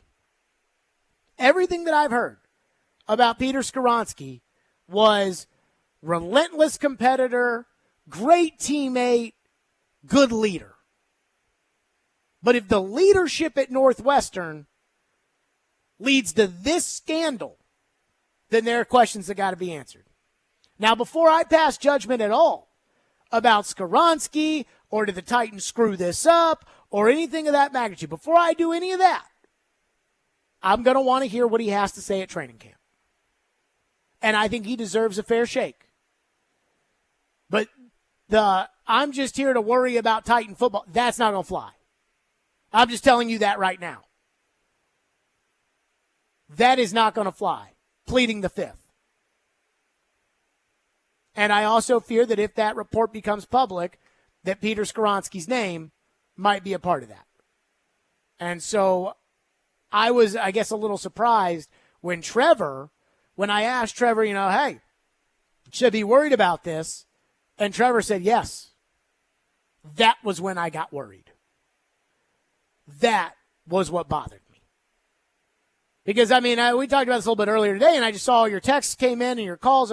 Oh, well, we don't know. And, oh, Jared, you're jumping to conclusions. Oh, Jared, I don't care as long as he can block. Oh, yeah. Trevor, I figured, well, Skoronski was there, but nope. Trevor said, hey, this is concerning to him, and it's concerning to me. But that doesn't mean that I'm accusing him of anything, nor does it make me think that he's guilty. I just want to know what happened, what was in his involvement, why didn't he stop it? That's what I want to know. Phone line driven by WilsonCountyHyundai.com, 615-737-1025 if you want to get in, 615-737-1025. Texter into the text line says, the Titans can find any speed bump they can with first-round picks. I really hope Skoronski stepped up, but it is hard to convince me that he did step up and say anything. Going over the Trevor Maddich line should be jail time. Let's hope Peter Skoronski doesn't get dragged into it. He's got a bullseye on his back as a first-round pick. Depends on what's in that report. And I don't know what's in that report. And it depends on what Peter Skoronski says. And I don't know what he's going to say. Texter into the text line says, the world has become so soft. This story is blown way out of proportion. How is it blown out of proportion? We don't even know.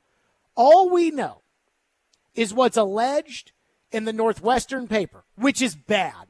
I don't think, look, I would agree that the world's getting soft. I don't think this is an example of the world getting soft. I think we can all agree what's alleged in the Northwestern paper is wrong. Right? Like, we can all agree on that. So that's really all we know. And we know that it's true because of all the corroboration and because Northwestern fired the coach. So we know that it's true. Now the question is, to what extent? Texter into the text line says, Jared, I'm guessing you feel the same about Joe Paterno. He should know everything going on inside and outside of his facility. And I would say, I certainly think that Paterno should have been fired. And I don't think that it's an accident. I mean, I'm not a doctor and I've never met Joe Paterno, but I don't think it's an accident that Paterno was fired from coaching and it feels like 2 months later died.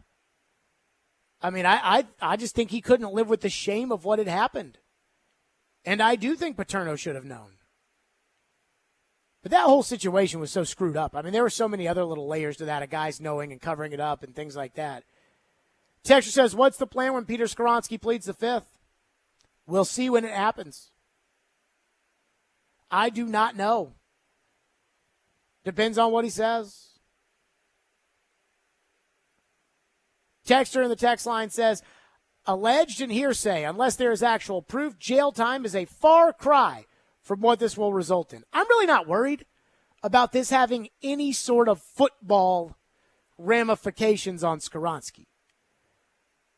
But when the Titans have a coach that preaches culture, and we want to get the right guys, and we want to build it the right way. If you want to run your team like the Dallas Cowboys are run, that's one thing. Where they'll go get anybody who's been in trouble, bring him in. The Titans are not that kind of team. At least it doesn't feel like that's how they're being run. The Titans don't seem like a team that would be interested in Tyreek Hill. I certainly wouldn't be interested in having Tyreek Hill on my team. He's a bad guy. The Chiefs, boy, they love taking on those kind of players. But the Titans don't. So if the bare minimum is, well, he didn't go to jail, so I don't have to care about it, that doesn't really align with what the Titans preach or what the Titans say they're about. Whereas Kansas City and Dallas and teams like that, I mean, you know it's the Wild West. You know Jerry doesn't care. You know it. Texter in the text line says, you're making a story out of something that is not even a story yet. We have absolutely no idea what role Peter Skoronski did or did not play in any of this, but you're painting him in a bad light already. I guess the whole part of I'm not making any accusations and I just want to hear what he has to say, I guess that doesn't count, right? I guess not. Texter says, and here's the thing, even if he did know, put yourself in his shoes. If you know that something is happening, even if you're not partaking in it, if you speak out, if you blow the whistle, if you're the rat to speak, so who's to say that that's what happened and the other people aren't going to do that for him? He's potentially living in fear of saying something and speaking out. Well, I mean, I prefer that when I take a guy in the first round, or the top half of the first round, and I'm saying this guy's going to be a cornerstone of my franchise, I would like to think that he's got at least a little bit of courage. And so speaking up against what's wrong that is courageous. So I don't want a guy. If I'm drafting a cornerstone player of my organization, which is what they said he was, I mean, for crying out loud, they took him over a quarterback. And it wasn't that they didn't like the quarterback. They ended up taking the quarterback. If he's supposed to be a foundational guy, I would like him to have at least just the teensy bit of courage. So I think it all matters on some level or another.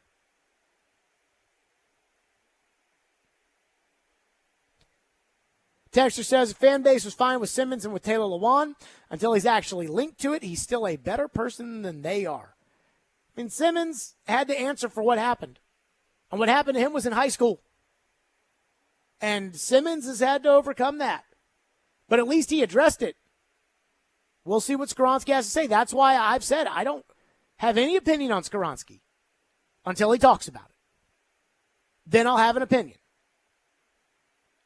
based upon what he says. But I can't tell you what that opinion is going to be when I don't know what that opinion is going to be.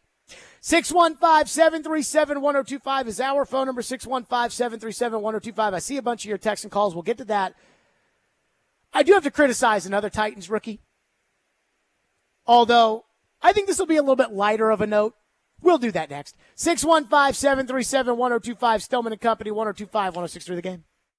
Every day we are live and local. I think Vanderbilt is steady, disciplined. It's been so long since Tennessee's gotten out of the first weekend. And your source for Nashville sports. I don't mind going to another team. You want to know what the coaching staff's going to look like? We are Nashville's best sports talk. 102.5 and 106.3 The Game and the Game Nashville app.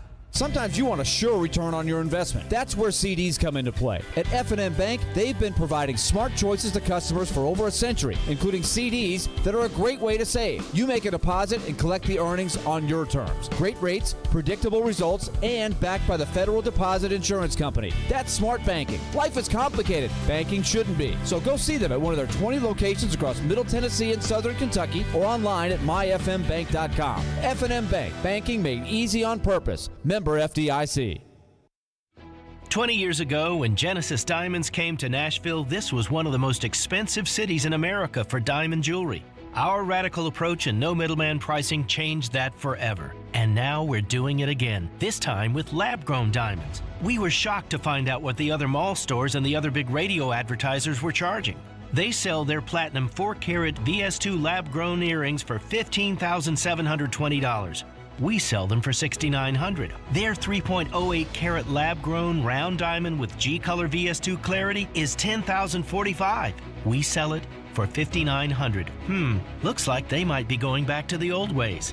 If they're charging this much on lab-grown diamonds, kind of makes you wonder what else they're selling at the same outrageous markup. Nashville, we are not going backwards. At Genesis Diamonds, our non-commissioned trusted advisors are here to give you all the information with details you can trust and prices you can count on. Genesis Diamonds, Green Hills and Cool Springs.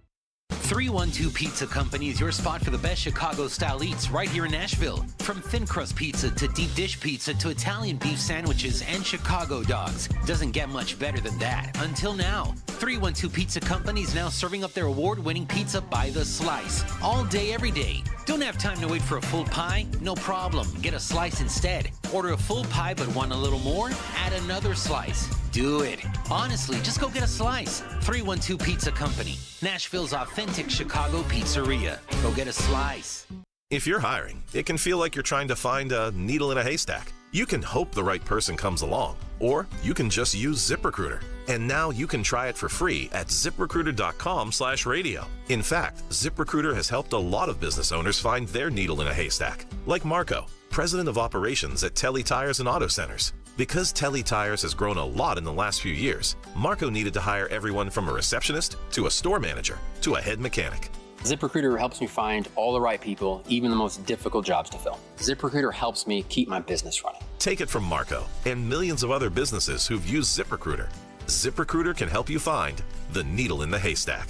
See why 4 out of 5 employers who post a job on ZipRecruiter get a quality candidate within the first day. And right now, you can try ZipRecruiter for free. That's right, free at ZipRecruiter.com/radio. That's ZipRecruiter.com/RADIO. ZipRecruiter.com/radio. ZipRecruiter, the smartest way to hire.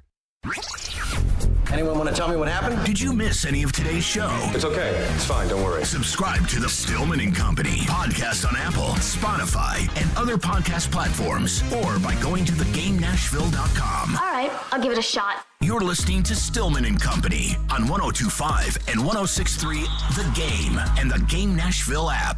So I have a theory. Matt Jones is with us, Kentucky Sports Radio. I think Will Levis is 90% everything I want in a quarterback, 10% bozo. And I think it is Mike Vrabel's job to chisel away that 10% bozo. Now, I don't know Will Levis, so I don't know if it's 90-10, but do you think he has a personality that they could minimize that bozo-ness a little bit? Can I change the word bozo to like 10% cringe? Okay, because that's what I think it is. I don't think he's a bozo. I don't think he's at all. I think he's very smart. He's one of the smartest players I've dealt with. He understands economics. He understands marketability. So I think he's a very, very bright dude. Probably one of the brightest players I've dealt with in my 15, 17 years of doing this. I think he's a little bit cringe in the sense that he tries too hard. He tries to he takes it and says, okay, I can do X to get attention, so I'm going to do X plus 2, and that plus 2 is where he screws up. Okay, that was Matt Jones, Kentucky Sports Radio, saying, Will Levis, great kid, smart kid, hard worker, is just a little cringe. And I thought about that today.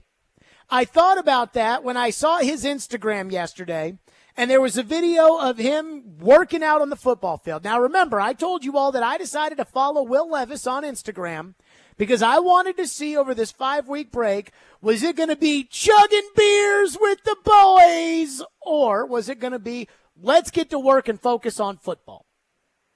And that, look, it matters. You're the quarterback. Everything you do matters. I know it's unfair. I know people don't care about my life like that. Your life's a little different. You're the quarterback. How are people going to react? So there's Will Levis working out. And he was throwing the ball around. I don't know who, because that didn't make the workout video. So Cap Prods, who is apparently an 18-year-old videographer, who I guess Levis brought out to his workout, posted a video of Levis working out on a field, which is good. Now, I would like to know who he was throwing to, and I would hope that they were the young receivers on this team. That would be very nice. If it were Colton Dowell, Racy McMath, Kyle Phillips, some of the undrafted free agent Scarbinis, something like that. But it was so cringe when it showed him walking off the field and he had 2 footballs in his hand, a water bottle, a towel, and his phone connected to a tripod. And I saw that and I thought, are we here to work out? Are we here to get better at football? Or are we here to put it on Instagram? Hey, let me make sure I bring my tripod and hook my phone to it so we can get some major gnarly rad videos of me throwing the football to put on Instagram. And the only reason I say this, the reason I bring this up is because I remember before the draft when Phil Simms was talking about how, you know what? I don't like Will Levis taking pictures of himself and showing off him working out. That doesn't sit well with me. And Phil Simms has a Super Bowl ring. Or Rich Gannon and his criticism saying he didn't fall because of a toe. He fell because he's cringe, as Matt Jones would say. The other thing that drove me crazy about this workout video with Will Levis is he's wearing a Cincinnati Reds throwback Pete Rose jersey. And I have no problem with that. I mean, I don't care about Pete Rose one way or another. I guess Levis, the Reds are his team. I don't know. He's from Pennsylvania, but Pennsylvania and Ohio are incredibly close together. In fact, when Bobby Huggins got pulled over for a DUI in Pittsburgh, he thought he was in Ohio. So maybe he's a Reds fan. I don't know. And to be completely honest with you, I don't care. But when I see him out there in a Pete Rose Reds jersey throwing the ball, I think to myself, are we at a fashion show or are we working out? You know, I mean, are we focused on football here, or are we bringing out our tripod with our phone to put on our workout, you know, our fashion show, and we throw the ball around a couple of times and that's that? Like, what's the point of the workout here? Because I've seen enough documentaries about Tom Brady that when Tom Brady works out, Tom Brady wears shoulder pads and a helmet. Like during the summer, in the backyard, throwing the ball, shoulder pads and a helmet. You want to know why he does that? Because that's what you do when you play the game. You're not wearing a Pete Rose throwback Reds jersey. So while I feel a little weird criticizing Will Levis for this workout video, at least he's working out, I also see the cringe that Matt Jones was talking about. Got to make sure we take that photo of me walking off the field holding my tripod with my iPhone connected to it. It reminds me of something that somebody with the Predators told me when they traded PK Subban, which was, remember PK was dating Lindsey Vonn. And PK would put these workout videos on Instagram to like show him working out during the offseason. And somebody with the Predators said to me, yeah, we used to joke around the building that was the only working out that PK was doing. Like those little 30-second videos on Instagram, that was the only working out he was doing. So, I mean, I see that, and I saw that, and I just, again, I think Matt Jones said it best, cringe. And if I had not heard Matt Jones kind of lay that out there for all of us about Levis's personality, I think I would have been a little bit more upset about it, maybe not laughing as much. But it's like, dude, put your tripod and your phone down. Like, let's get to work. You're out there getting ready for the season. Let's put on workout clothes. Let's not put on a Pete Rose, Mitchell, and Ness throwback Reds jersey. This is not a Fabulous song. This is the NFL. Brady wears a helmet and shoulder pads, and he's certainly not wearing a throwback Pete Rose jersey. Come on now. 615-737-1025. So we got that. Like I said, just a little bit lighter note on the Levis front. Just a little, just a little cringe. Oh, goodness gracious. Joe says, Jared is the get off my lawn guy this segment. Hey, you're the ones that didn't like Will Levis. You're the ones going into the draft that hated Will Levis. And I told you guys, I like Levis. I don't love him. I loved Anthony Richardson, who after the rookies had an event picked up all the trash when they left.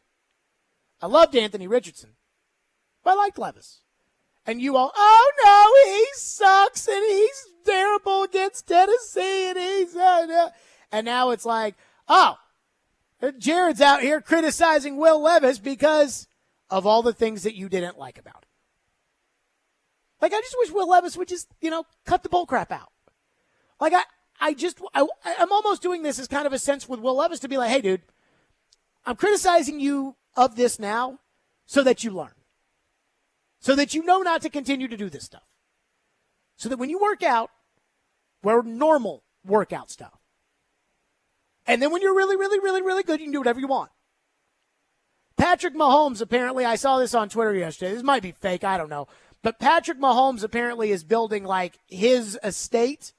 And there's, like, a mini football practice field in the back. And at the 50-yard line, it has a P and an M, like his logo or whatever. You can do that when you're Patrick Mahomes. But you can't do that when you're starting out and nobody, there's questions about whether or not you're going to make it.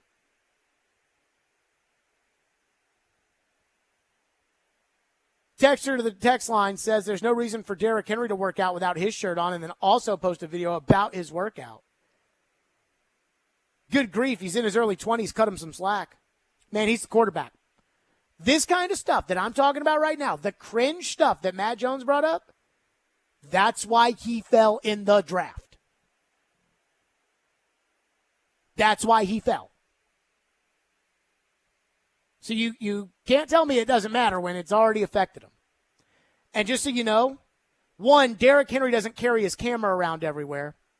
And two, Derrick Henry has skins on the wall. He's got a pair of rushing titles in a 2,000-yard season. Will Levis, half of his own fans think he sucks. Come on now. Texter says, with Peter Skoronski in the Northwestern situation, he will 100% certainly say nothing and probably immediately get legal representation. Innocent or not, it would be idiotic for Skoronski to talk about the explosive situation. We'll see. We'll see. Texter says, boys will be boys. In high school, we haze freshmen every year. Josh, I hope you don't end up in prison. Like, I'm just going to tell you, the way the world is trending with hazing, and everybody's got a video camera at all times right here on this phone. The same thing that Will Levis takes on a tripod everywhere to videotape himself. Everybody's got one. And if you think that, well, everybody else is doing it, so it's going to be okay, you're going to end up like Pat Fitzgerald, disgraced and without a job. Just be careful with that. Texture says Levis didn't post a workout video. The guy who owns the gym he was working out with did. Whatever. He reposted it. Come on now. Just the crazy defense. I knew that people were going to be mad about it when I saw. Like, dude, you really have to take your. I mean, he's like holding the tripod and two football. Like, it's almost symbolic in a way. Levis has two arms. In one arm, he's got two footballs, a water bottle, and a Gatorade towel. In the other, he's holding a tripod that's got his cell phone attached to it. And it's almost like, the arms of justice. It's like, here's one branch of my life, football. Here's the other brand of my life, bullcrap. Let's win some games first. Let's get a starting job in the NFL, and then we can worry about the other side of it. 615-737-1025 here on Stillman and Company. Texter says, if Levis is the quarterback we've all been waiting for, you'll get down on your knees and kiss his backside. If Levis is the quarterback we've all been waiting for, I'm going to tell you all that I was right. Because I told you guys the whole time, I like Levis. I like Levis as a prospect more than I like C.J. Stroud. Now, obviously, the Titans don't agree with me on that because the Titans were trying to do everything to draft C.J. Stroud. But I liked him. I liked Richardson first, Young second, Levis third, Stroud fourth, Hooker fifth. That's how I felt about it at the end. By the way, if Anthony Richardson, I've already considered this a win-win for me. If Anthony Richardson turns out to be the man, then I will say that I told you so. Because you all complained the whole time. Every time I said do whatever it takes to get Anthony Richardson, you guys kept saying, oh, he sucked at Florida. He's no good. He stinks, blah, blah, blah. And I'm like, okay. And you guys feel that way. So if he becomes the man, I'll say I told you so. And if he sucks and all you guys are like, ha, you loved him, I will say, thank God the Colts didn't get another great quarterback. 615-737-1025 is our phone number, 615-737-1025. MLB All-Star Game is tonight. And this weekend, something hit me about us getting a team and what all it might mean and everything else. Stillman and Company, 102.5, 106 for the game. Every day we are live and local. You need to give Ryan Tannehill a 2-year extension. There haven't been too many coaching changes for the Predators. And your source for Nashville sports. I think that's what the Titans need. Players who can score. We are Nashville's best sports talk. 102.5 and 106.3 The Game and the Game Nashville app.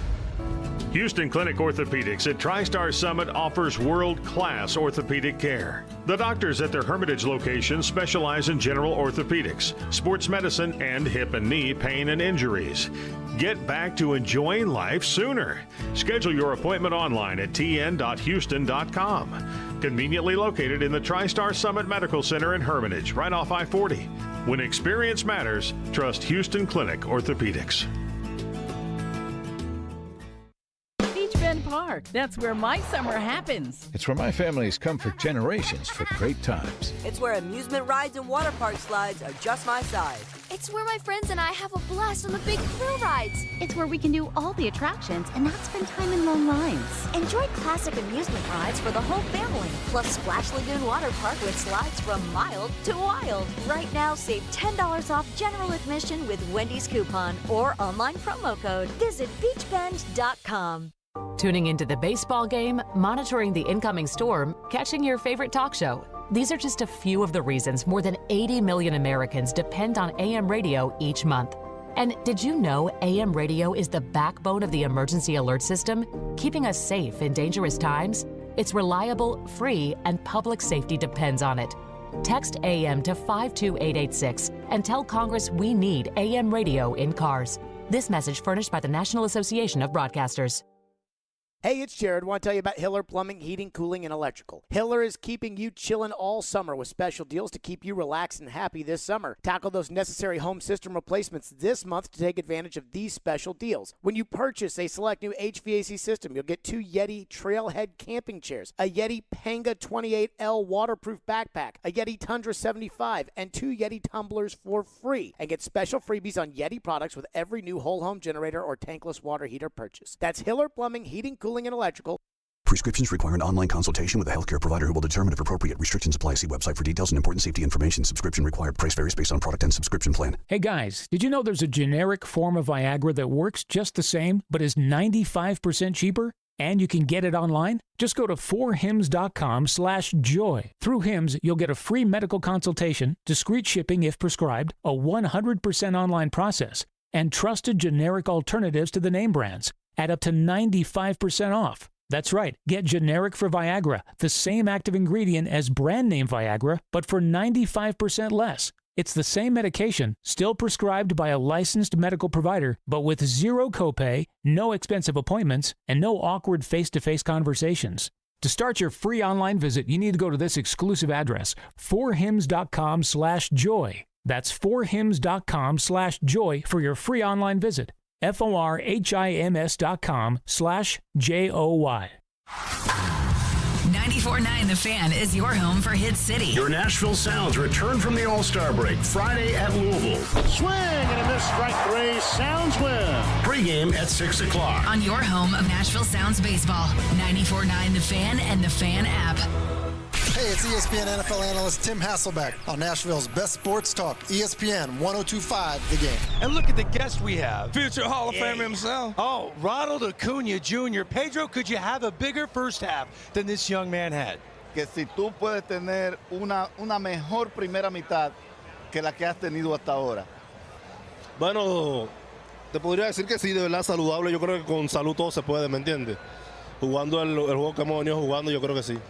He says, absolutely. If healthy, I can do this and even more. But we have to continue to play the game that we have been playing and also relying on his teammates and having the type of season that they're having. Ronald Acuna with Pedro Martinez. He will be leading off the All-Star game tonight for the National League. One of 8 Braves that are in the All-Star game. Now, I already got on my baseball soapbox earlier today to tell you all that I think baseball's making a comeback. Whether it's the pitch clock, whether it was last night's home run derby, and these new stars we're getting, like Vladimir Guerrero Jr. and J-Rod and Randy Arozarena and Ronald Acuna and all these great young stars we're getting. And I got on my baseball soapbox and I said, I think baseball's making a comeback. Did you know that the average viewer of last year's World Series, with 2 teams, the Astros and the Phillies, at 11.8 million viewers per game, was better than this year's NBA Finals at 11.6. Call me next time Stephen A. Smith does 3 hours talking about baseball. So that was my first kind of baseball soapbox, that I think baseball's making a comeback. Now, I did put out the Chad Withrow asterisk next to it, which is Chad Withrow has said that the college basketball season is not falling off a cliff, and that the only reason why I'm not interested and I think college basketball's regular season sucks now is because my team stinks. So maybe because my team, the Braves, are really, really good, that I'm into it. But then, we had all those callers at Brewers fans and Cardinals fans and everybody else that thinks that the pitch clock and kind of, the baseball's headed in the right direction. Which takes me to my second baseball soapbox take. I spend a lot of time. I've never been a program director, and I'm never going to be a program director, but I do know how to run a radio program. And so I know when people do things well and when people do things poorly. One thing that absolutely drives me crazy, there's about 5 things in radio that just drive me bananas. The first is a host talking about bump music. There is nothing that angers me more than a host that's like, oh yeah, bringing us back right there with some AC/DC. All right. Yeah, the Phoenix Suns. I hate that.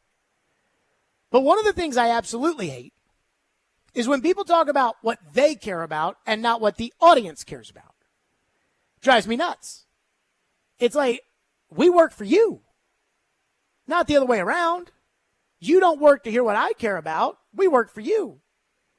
So for the most part, things that I care about, I try to kind of keep out of there unless it's things I know you care about, like the Titans or the Predators or whatever. But here's where the soapbox comes in. The jersey sales for baseball have just come out. Ronald Acuna is number 1. Number 2 is Shohei Ohtani. Now, these baseball guys tell me that Shohei Ohtani might be the greatest baseball player ever. Now, I'd like to see Shohei Ohtani play in the playoffs before we start talking about best baseball player ever. But I understand what they're saying. Elite pitcher, elite hitter, doing it at the same time. Shohei Ohtani, by the way, has an entire country of fans. And he's number 2 behind Ronald Acuna, which takes me to the crux of the soapbox. I think the Atlanta Braves are the most underserved fan base in all of professional sports in America. The Pittsburgh Steelers, for instance, do not play in a big market. But the Pittsburgh Steelers, because of their success in the 70s, have a humongous fan base. And I think they're treated that way. The Green Bay Packers, incredibly small market.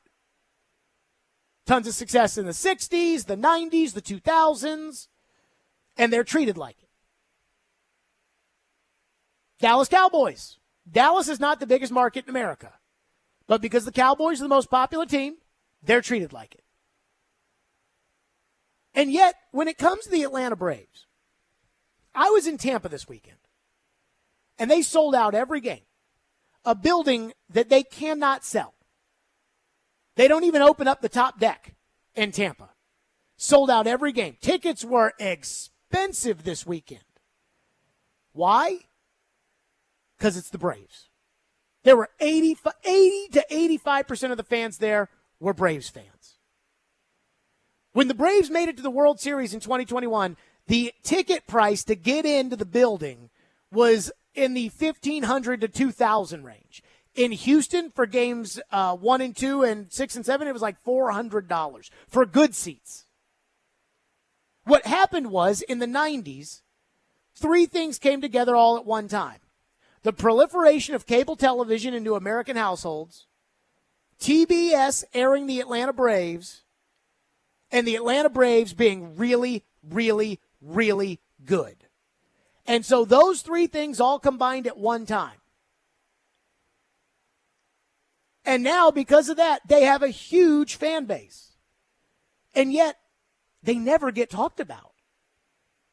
I mean, I work on Sirius XM. Everybody that I work with there is either from LA or New York, and it's always Yankees and Mets and Dodgers. Nobody ever talks about the Braves. But I think the Braves are just as popular nationwide as the Dodgers are. I think they're just as popular. I think they're more popular than the Mets. I think they're probably, 1 tick below the Yankees, Cubs, and Red Sox. That's it. And yet, the country treats them like they're the Atlanta Falcons or the Atlanta Hawks, where nobody outside of Atlanta cares about the Falcons or the Hawks. And they're not, because the Falcons and the Hawks weren't on TBS when they were really good for a decade. I mean, even when I was talking about baseball being back earlier today on the program, the phone lines exploded with people talking about, oh gosh, I love the Braves. They're so great. They're doing so well there.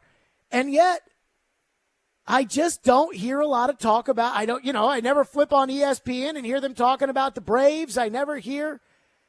I'm convinced.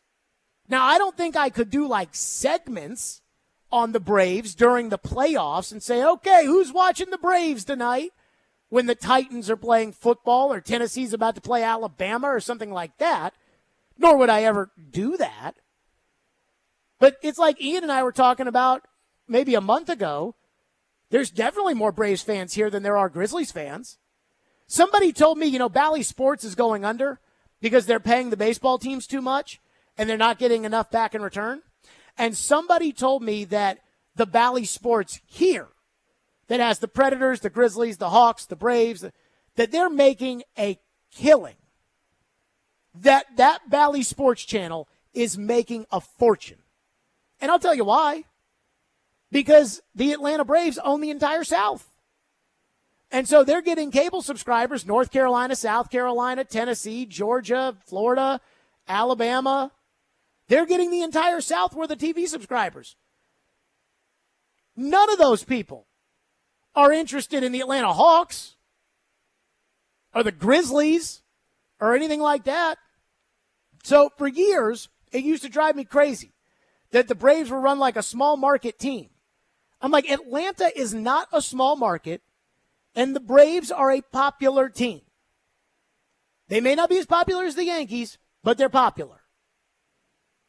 And now that I see that Ronald Acuna has the most jerseys sold of any baseball player, with Shohei Ohtani, an international superstar who is compared to Babe Ruth at number 2, and the weekend that I just saw in Tampa, I think the Braves are just so totally underserved. I just think it's wrong how underserved they are. And I will say this. If we get a team, and I think we will have a team in 10 years. I think 5 years might be a little too quick to ask for. But I do think that we are going to have a Major League Baseball team in Nashville in 10 years. That it's going to be hard for me to root for that team over the Braves. I really do wonder if that happens. Now, if we get a baseball team, there will be nobody who kisses as much butt as me, because I'd love to call those games on TV. But I don't know if I could give up the Braves as my team.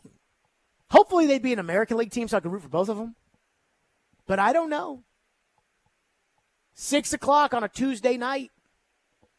Would I flip on our team? Or would I flip on the Braves? And it's hard.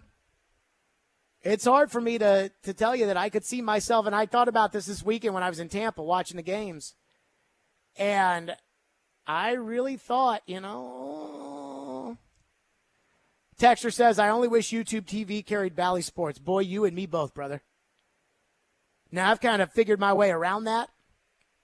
And I think for everybody, there could be some creative ways around it. Not cheap, but there are some ways around it. But, man, I really can't wait till they figure this out. I did get encouraged when Gary Bettman came on the show, and Gary Bettman was talking about this idea of like, hey, we'll figure out a way to get our product to the fans. I was like, oh, thank God. Oh, and I hope it's not that $30 a month just for Preds and Grizzlies. You don't get the Braves. Crazy. 615-737-1025 is our phone number. The All-Star game is tonight. I think the All-Star game is going to get terrible ratings. I don't think that's going to be a knock on baseball. And you can bet the All-Star game, and I actually have a bet for the All-Star game we'll get to next. Stillman and Company, 102.5, 106.3 The Game. We are Nashville's best sports talk, live and local from 6 a.m. to 6 p.m. When you want the national Hey. I got this. I'll take it from here. Okay, go ahead. Dying to hear this. We have the best national voices that you'll find anywhere. Who was more deserving of being thrown from their game? I'm odd, so I get the odd picks. They have a new coaching staff. It's not a bad scenario for them. We are 102.5 and 106.3 The Game. And 94.9 The Fan. Hey there, Nashville. Do you like free speech? Do you love free food? Join FIRE, the Foundation for Individual Rights and Expression, as we give away 1,791 free hot chicken sandwiches to celebrate the year that the First Amendment was ratified. Come down to Big Shake's Hot Chicken in downtown Nashville this Wednesday starting at 11 a.m. to grab your free chicken sandwich while supplies last. Learn more at thefire.org/free hot chicken. Paid for by the Foundation for Individual Rights and Expression. Hey, it's Teron Davenport, and we're changing the game. Help your bets stay hot this summer at Superbook Sports, the most trusted name in sports gambling with a direct line to Las Vegas. And now, when you use the promo code THEGAME, you score up to $250 with their first bet bonus. Win or lose, Superbook will match your first bet up to $250 with promo code THEGAME. Download the Superbook Sports app, enter the promo code THEGAME, and you'll get $250 courtesy of Superbook Sports. Visit superbook.com for terms and conditions. Gambling problem? Call 1-800-889-9789. We pride ourselves on being transparent, opening up the books, and sharing all the secrets of the diamond industry. We have a passion for this, and part of having a passion is sharing that passion. Genesis Diamonds Vice President David Cooper says, at Genesis, you don't just get an entry-level course in diamonds, you get a PhD. We love educating our customers, even over-educating our customers about diamonds and gemstones, so they can truly see the difference in what we offer. At Genesis, diamonds are not a side business. It's their only business. We eat, breathe, and sleep diamonds. So whether you end up buying at Genesis or not, come for the education. The better educated we can make you at Genesis Diamonds, the better a shopper you're going to be, whether you shop with us or anyone else. You will be able to tell the difference and know what you are buying, so you make the best decision for you. Genesis Diamonds, proud to offer one of the largest selections of GIA certified diamonds in the nation, with no middleman markups, no retail pricing games, no commission salespeople, and no nonsense. Genesis Diamonds, Green Hills and Cool Springs. Seems like everything costs more these days. Food, utilities, medical costs, you name it. But as prices go up, our family budget stays the same.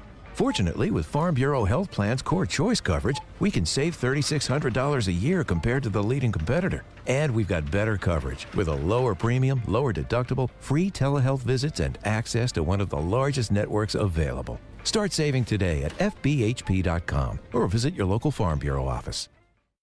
If you're hiring, it can feel like trying to find a needle in a haystack. You can hope the right person comes along, or you can just use ZipRecruiter. Like Marco, president of operations at Telly Tires and Auto Centers. ZipRecruiter helps me find all the right people, even the most difficult jobs to fill. See why 4 out of 5 employers who post a job on ZipRecruiter get a quality candidate within the first day. Now try ZipRecruiter free at ZipRecruiter.com/free.